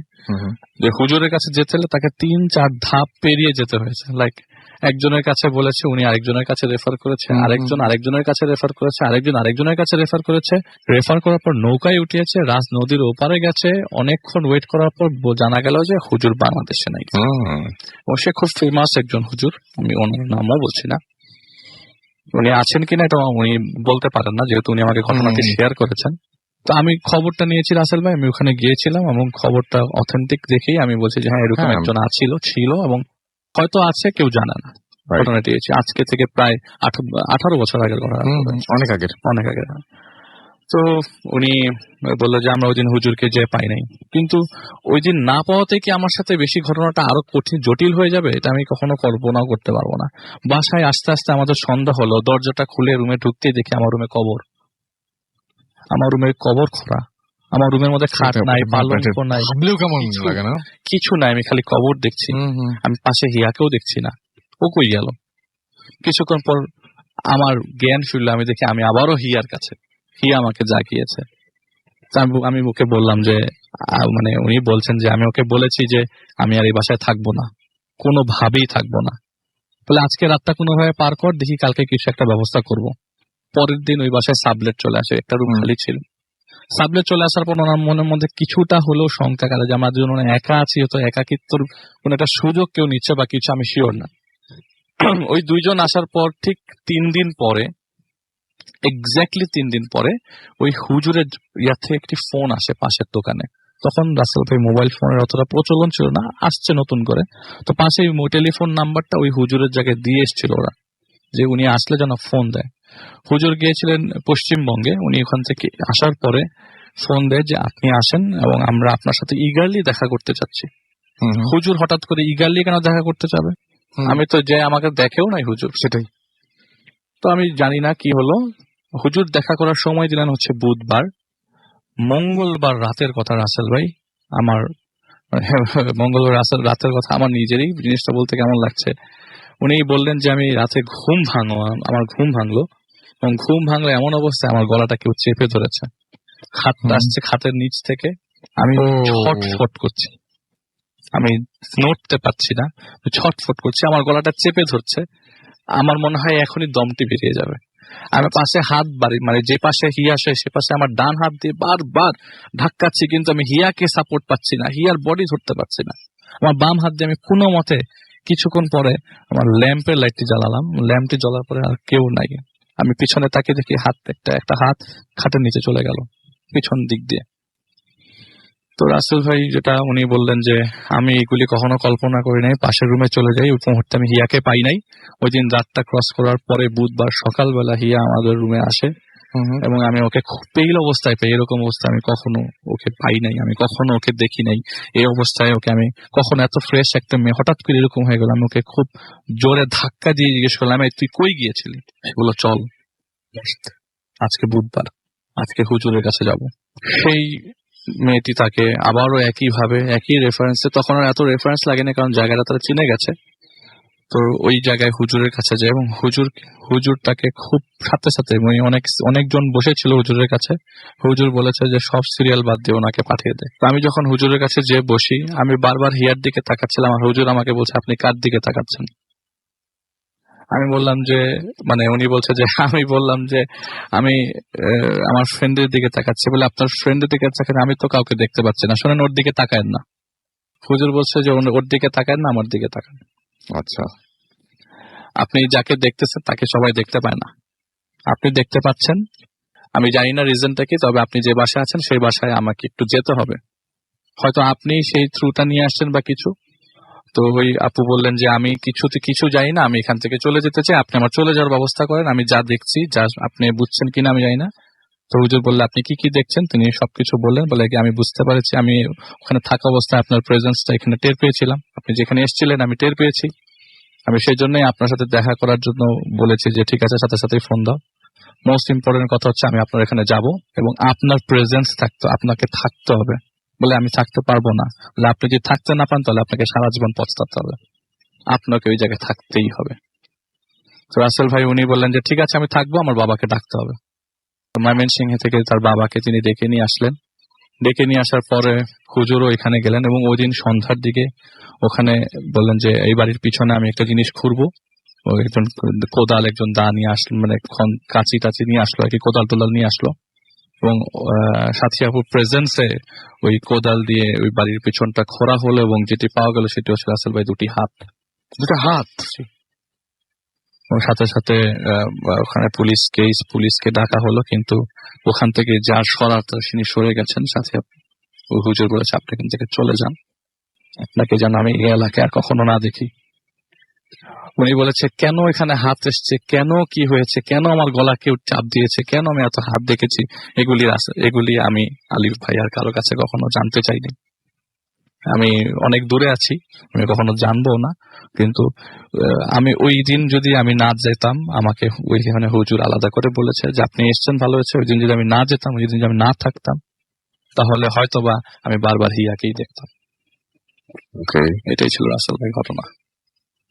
আচ্ছা, এই ঘটনাটা যদি আমরা সামারি করি, জি, আসলে কি মনে হয় কেন এরকম হলো?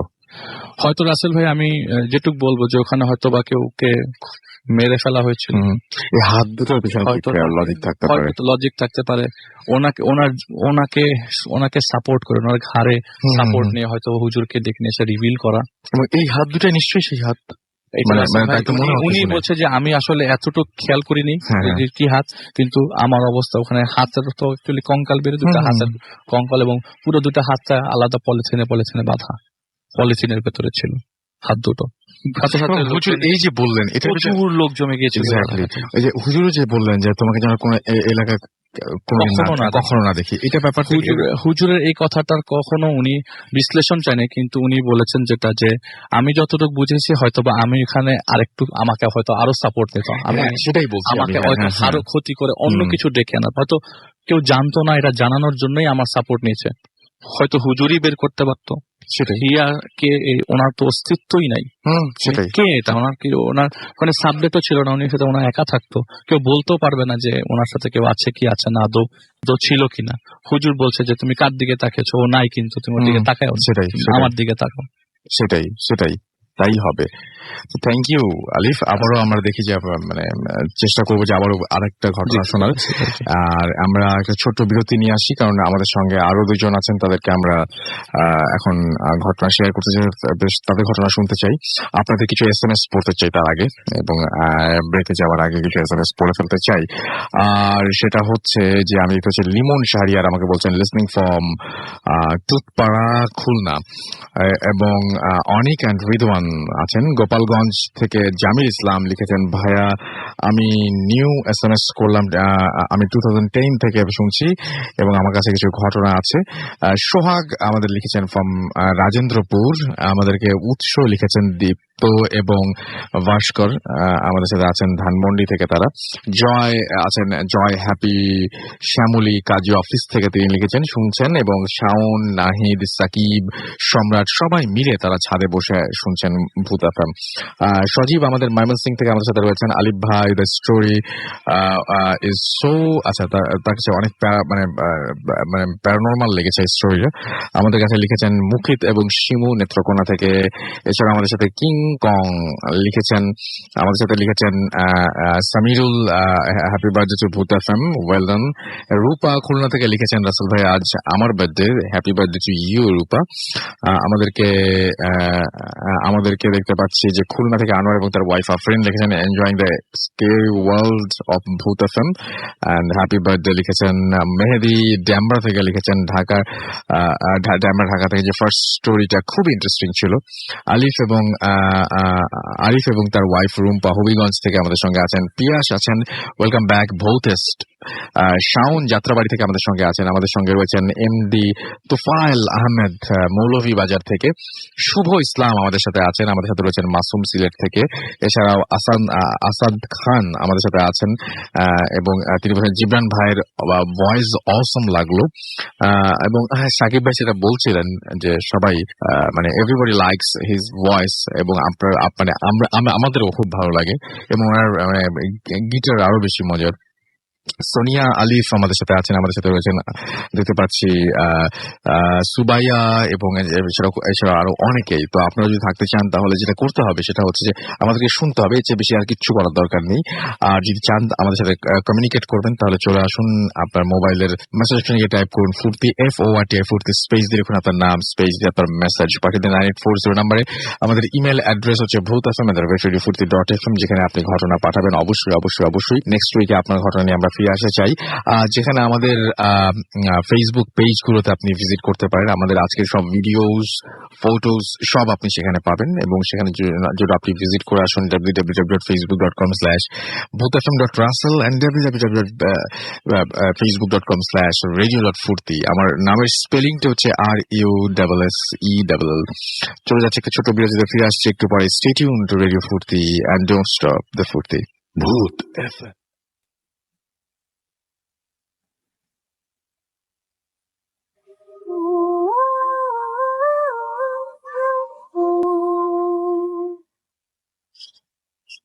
সবসময় রেডিও ফুর্তির .FM 6 বছর ধরে বলছি যে চলছে ভূত এফএম। আর এই মুহূর্তে আমি রাস্তায় আছি, আমার সাথে রয়েছে মাসুম এবং আমার সাথে রয়েছেন আজকের অতিথিরা, এবং রাত 1:24 অলরেডি ঘড়িতে। সো আমরা চলে যাবো এখন ফারনানের কাছে, এবং আমরা ফারনানের কাছ থেকে একটা ঘটনা শুনবো। তো ফারনান, তার আগে শুনি যে কেমন লাগছে। ফারনান, আপনারও 5 বছর হয়েছে ভূত এফএম আসার। 5 years, মানে আপনি লাস্ট 5 years আপনি খুব ফ্রিকুয়েন্টলি আসছেন এখানে। তো মানে হাউ ওয়াজ দ্য ফিলিং, এবং আজকে কেমন ফিল করছেন? জি ভাই, আসলে আমারও 5 years পূর্ণ হলো, এবং সব থেকে প্রথম কথা, ফার্স্ট ডে ফিলিংটা কেমন ছিল এবং আজকে কেমন, সেটা আমি বলছি। আর প্রথমেই জানাচ্ছি ভূত এফএমকে অনেক হ্যাপি বার্থডে। সেই সাথে আপনাকে এবং মাসুম ভাইকে জানাচ্ছি অনেক মানে স্বাগতম, যে তারা অনেক দিন ধরে আপনারা অনেক সুন্দর করে প্রোগ্রামটা নিয়ে আসছেন এত দূর। আর প্রথম দিন যখন আমি ভূত এফএমে আসি, তখন আমার একটা এক্সপেকটেশন ছিল যে এরকম একটা জায়গায় যাব যেখানে অনেক অন্ধকার থাকবে, ক্যান্ডেল জ্বলবে, কিন্তু সেটা আসলে তখন পূর্ণ হয়নি। আজকে যখন 5 বছর পরে আসলাম ভূত এফএমের বার্থডেতে, তো ঢোকার সাথে সাথে একটা অন্ধকারাচ্ছন্ন পরিবেশ, এবং সেই সাথে ক্যান্ডেল লাইট, তো আশা পূর্ণ হয়ে গেছে। সেই আশাটা 5 বছর পরে পূর্ণ হলো আসলে। আর ভূত এফএম আসলে অনেক কিছু ভূত এফএম থেকে পেয়েছি, মানে অনেক বন্ধু, বড় ভাই, বিশেষ করে বাবু ভাই, তারপর আপনি, তো সবার সাথে পরিচয় এখানে আসার মাধ্যমে, তো সেটা অনেক আসলে এনজয়েবল একটা মোমেন্ট ভূত এফএম। আর ভূত এফএমের সাথে আমার পার্সোনাল অনেক স্মৃতি জড়িত। আমার নিজের পার্সোনাল লাইফের অনেক ঘটনা আমি এখানে শেয়ার করেছি, ফ্রেন্ডদের ঘটনা শেয়ার করেছি। তো সব মিলে অনেক ভালো লাগছে আজকে এই দিনটাতে আমি ভূত এফএমের অনুষ্ঠানে উপস্থিত থেকে ঘটনা শেয়ার করছি। এই তো হয়। ওকে, আমরা ঘটনায় চলে যাই। তো আজকে যে ঘটনাটা শেয়ার করবো সেটা আমার ফ্রেন্ডের একটা ঘটনা। ওর নাম হচ্ছে নূর, এবং ওর বাসা হচ্ছে আমাদের পুরনো ঢাকার গ্যান্ডারিয়া এলাকায়। আমি একটা কথা বলবো যে আমাদের পুরনো ঢাকার গ্যান্ডারিয়া, সূত্রাপুর, লোহারপুল, এই জায়গাগুলোতে যেটা দেখা যায় যে এখনো অনেক পুরনো হিন্দু জগতের বাড়ি এখনো দেখা যায়, যেগুলো ঠিক আগের মতো মানে স্ট্রাকচারই রয়ে গেছে।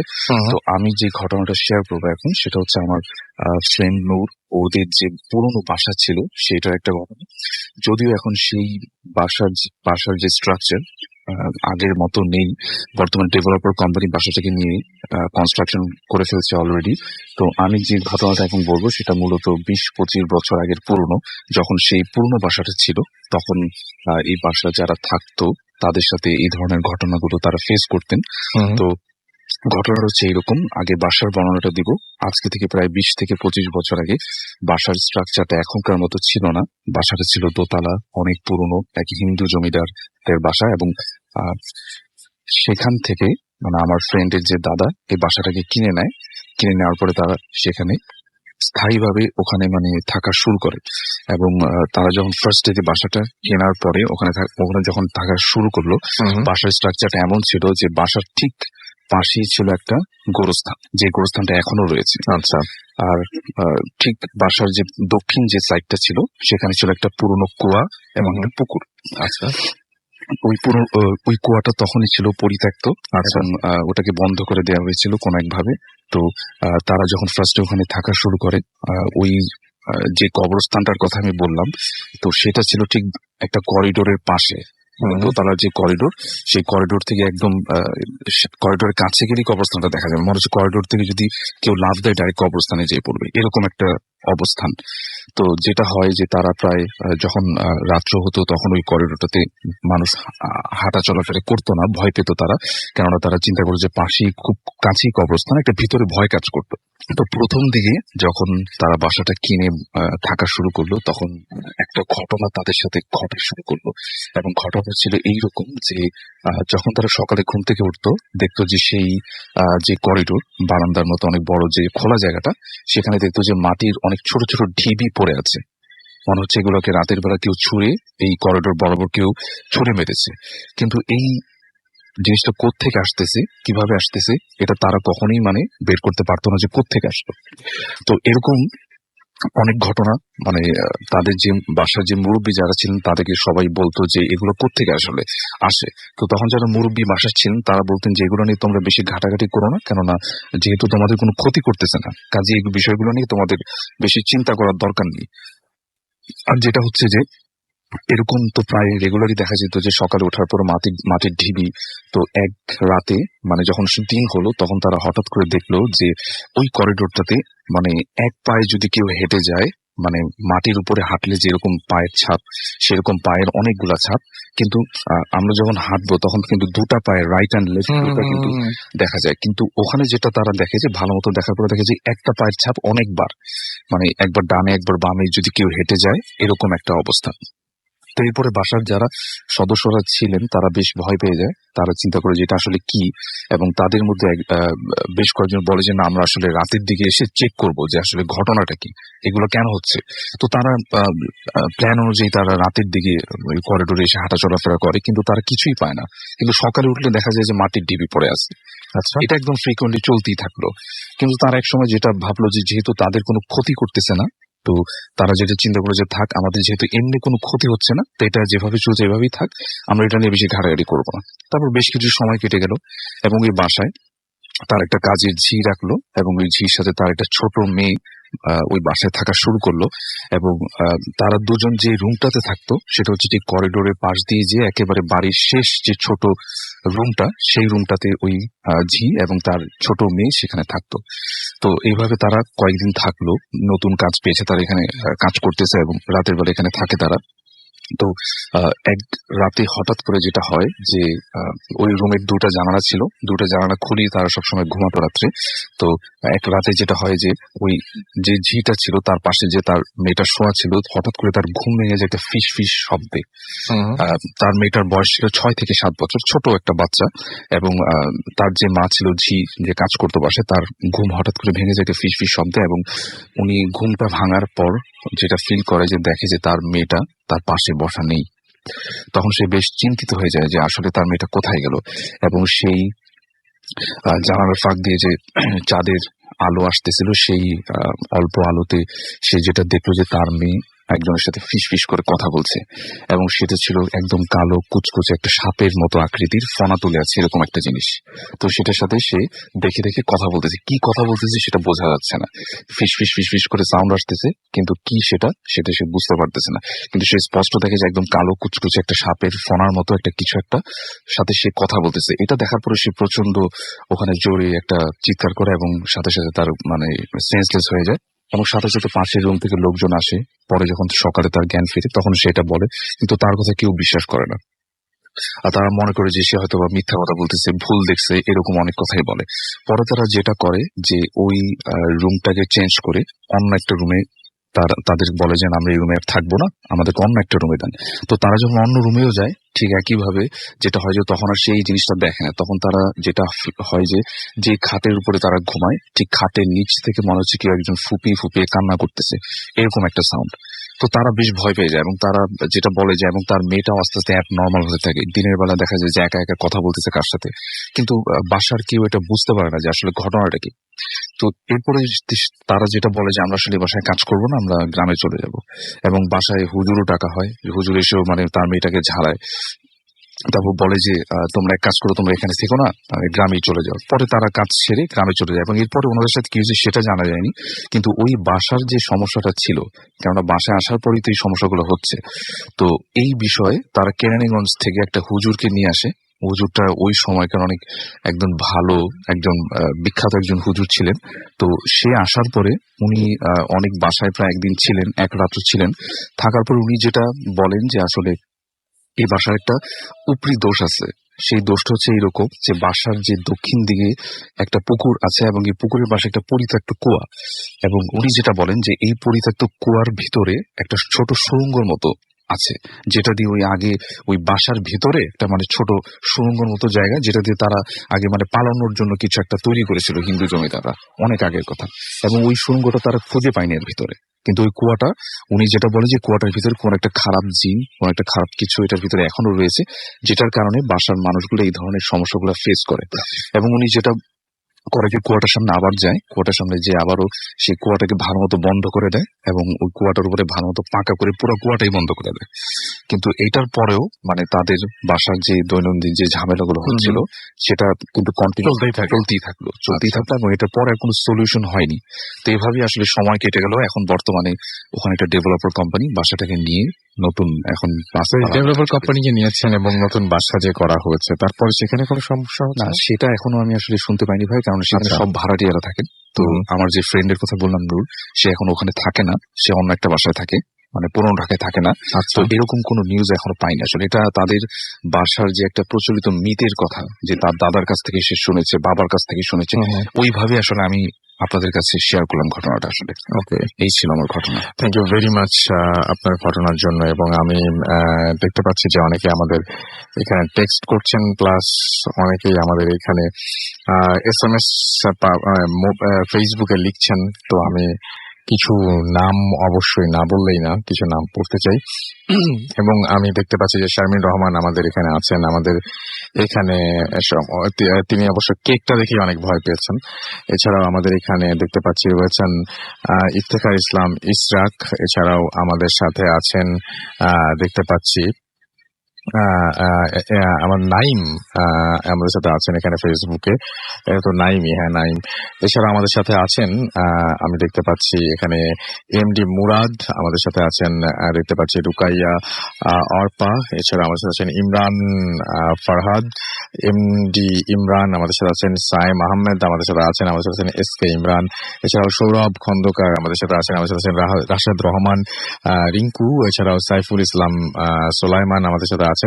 আমাদের সাথে রয়েছেন দেখতে পাচ্ছি সাইম আহমেদ, এছাড়াও আছেন সারওয়ার খন্দকার, SK ইমরানের নাম পড়েছি আমি।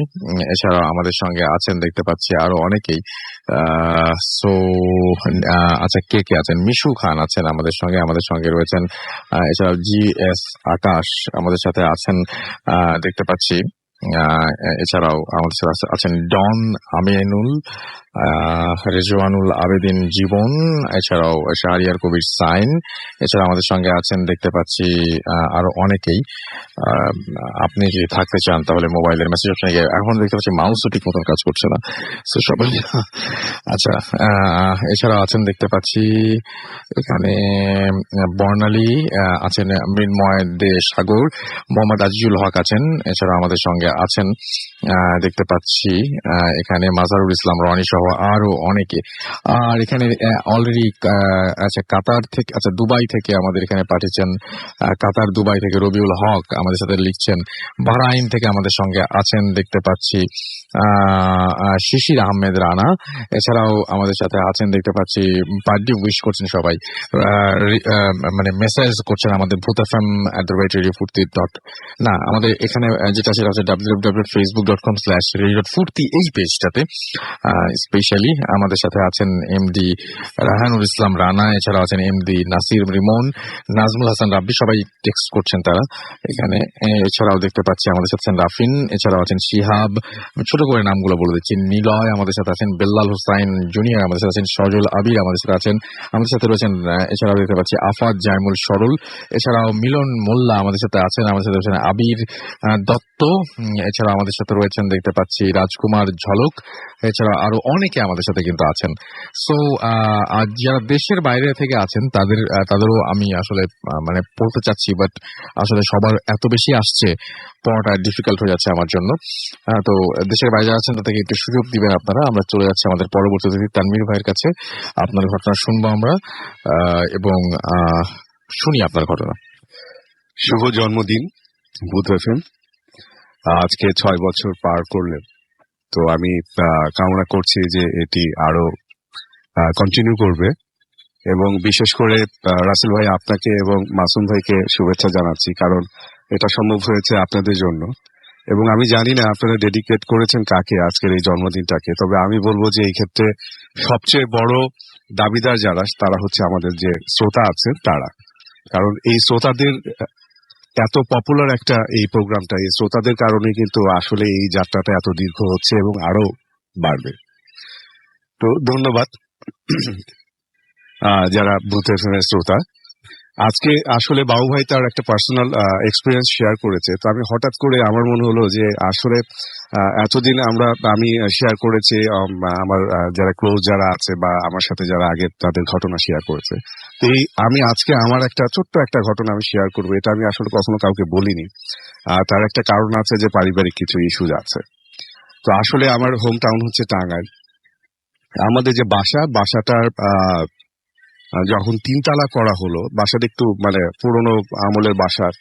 এটা ঘটনাটা আপনার 94-95 দিকে। তো 3 তালাটা আমাদের বাসা প্রায় 4000 স্কোয়ার ফিটের উপরে একটা বাসা, একটা ইউনিটের। তো অনেক বড় বাসা। তো আমি তখন ইন্টারমিডিয়েট পড়ি, আমি বললাম যে আমি উপরে শিফট হবো।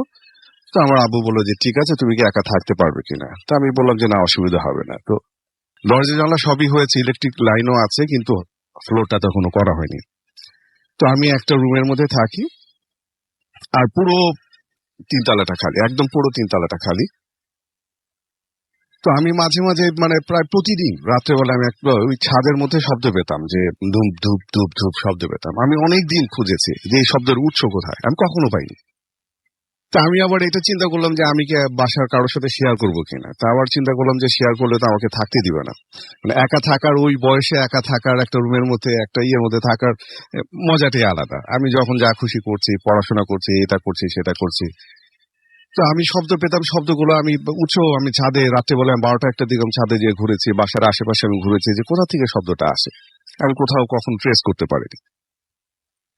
তো একদিন রাত্রেবেলা আমি শুয়ে আছি, তখন ধরেন 12টার দিকে আমি ঘুমিয়েছি, 2টা-3টা বাজে। আমি মানে সময় জানি না, আমি আবার একটু অন্ধকারে ঘুমাই, মানে লাইট জ্বালিয়ে বা করে আমি পছন্দ করি না। আমার ওই ডাবল বেড, তো ডাবল বেডে সাধারণত একটা মানুষ আর কতটুকু জায়গা লাগে, তো এক পাশ খালি আছে। আর আমার মাথাটা বালিশ না, আমি একটু উঁচু বালিশ ইউজ করি, মাথাটা হচ্ছে আপনার ঠিক বেডের থেকে বের হয়ে গেছে। তো হঠাৎ করে আমি ঘুমাচ্ছি, হঠাৎ করে আমার সিক্স সেন্স কাজ করলো যে আমার বিছানার আমার ঠিক পাশে কে যেন শুয়ে আছে এবং সে যেন উঠে বসলো। তো একটা মানুষ শুয়ে আছে, উঠে বসার যে মুভমেন্টটা, যে বিছানার মধ্যে যে একটু শব্দ হওয়া বা একটু, আমি স্পষ্ট টের পেলাম।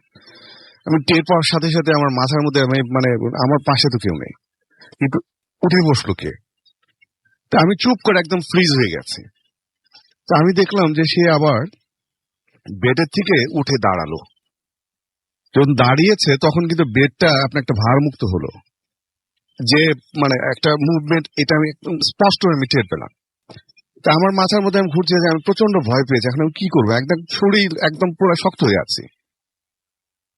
এই মুভমেন্টে দেখলাম যে আমি চোখ বন্ধ করে আমি টের পাচ্ছি যে সে কি করলো, আস্তে করে উঠে যখন দাঁড়িয়েছে, দাঁড়ানোর পরে আস্তে আস্তে আস্তে আস্তে আস্তে সে আমার পেছনে আসছে। পেছনে আসার পরে ঠিক আমি কিন্তু বললাম যে আমার বালিশটা উঁচু, মাথাটা বেডের থেকে বাইরে, একটু বাইরে আছে, ঠিক আমার মাথার কাছে এসে দাঁড়িয়ে। তো মাথার কাছে যখন এসে দাঁড়িয়েছে, তার যে নিঃশ্বাসটা আমি টের পাচ্ছি। আমার কপালের দিকে যে গরম বাতাসটা আছে, সেই বাতাসটা টের পাচ্ছি, এবং তার পেটটা যে নিঃশ্বাসের সাথে সাথে আপনার আপ ডাউন করছে, সেটা আমি একদম সুস্পষ্ট ভাবে আমার চুলের মধ্যে আমি টের পাচ্ছি।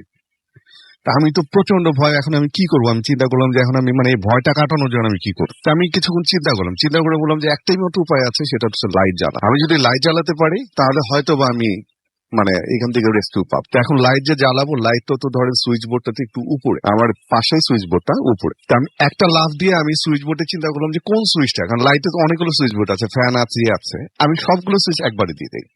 তো একবারে দিয়ে দেওয়ার পর দেখি যে না, কিছুই না। এরপরে আমি আরো আমি এরপরে থেকে আমি কখনোই আপনার লাইট অফ করে আমি আর ঘুমাতাম না, আমি সবসময় লাইট জ্বালিয়ে ঘুমাতাম। তখন আমি মাঝে মাঝে টের পেতাম যে আপনার যে জানলা দিয়ে আমি দেখতাম যে কেউ একটা শ্যাডো আপনার মুভ করছে। তা আমি যেহেতু তখন ইয়াং, এই ভয়টা, আর আমি তখন বললাম যে দোয়া টোয়া পড়ে সবসময় আমি ঘুমাতাম। কিন্তু আমি কখনোই নেভার এবার আমি এটা আমার ফ্রেন্ডস এর সাথে বা কারোর সাথে আমি কখনো শেয়ার করিনি যে এটা হ্যালুসিনেশন কিনা, আমি জানি না। বাট হ্যালুসিনেশন হলে আমি যে ছাদের উপরে যে ধূপ ধূপ শব্দটা আমি কিভাবে, এটা তো আমার হ্যালুসিনেশন না, কারণ আমি অনেকবার ট্রেস করেছি, আমি কখনোই পাইনি। এটা আমার একটা ছোট্ট মানে পার্সোনাল এক্সপিরিয়েন্স। অনেক ধন্যবাদ আপনাকে আপনার ঘটনার জন্য। এবং দেখতে পাচ্ছি হুমায়ুন ফুয়াদ রহমান আমাদের অস্ট্রেলিয়া থেকে এখানে লিখছেন। এছাড়াও দেখতে পেলাম আমরা ফয়সাল শেখ রিয়াদ সৌদি আরবিয়া থেকে লিখছেন আমাদেরকে। এছাড়াও আমাদের এখানে দেখতে পাচ্ছি যে আরো অনেকেই লিখছেন আমাদের এখানে আছেন। দেখতে পাচ্ছি সিলেট থেকে, আচ্ছা আমাদের এখানে, আচ্ছা খুব ডিফিকাল্ট হচ্ছে পড়া আজকে। আমাদের এখানে আছেন এমডি বোরহান উদ্দিন, এছাড়াও আমাদের সাথে আছেন শেখ রাজীব হায়দার, এছাড়াও আমাদের সাথে আছেন ইরফান নামটা পড়তে পারলাম না, অর্নার খান, ওকে। এছাড়াও আছেন আমাদের সঙ্গে SK রাজীব হায়দার, জোন হোসেন রুস্তম আমাদের সাথে আছেন, মেহেদি হাসান রক্তিম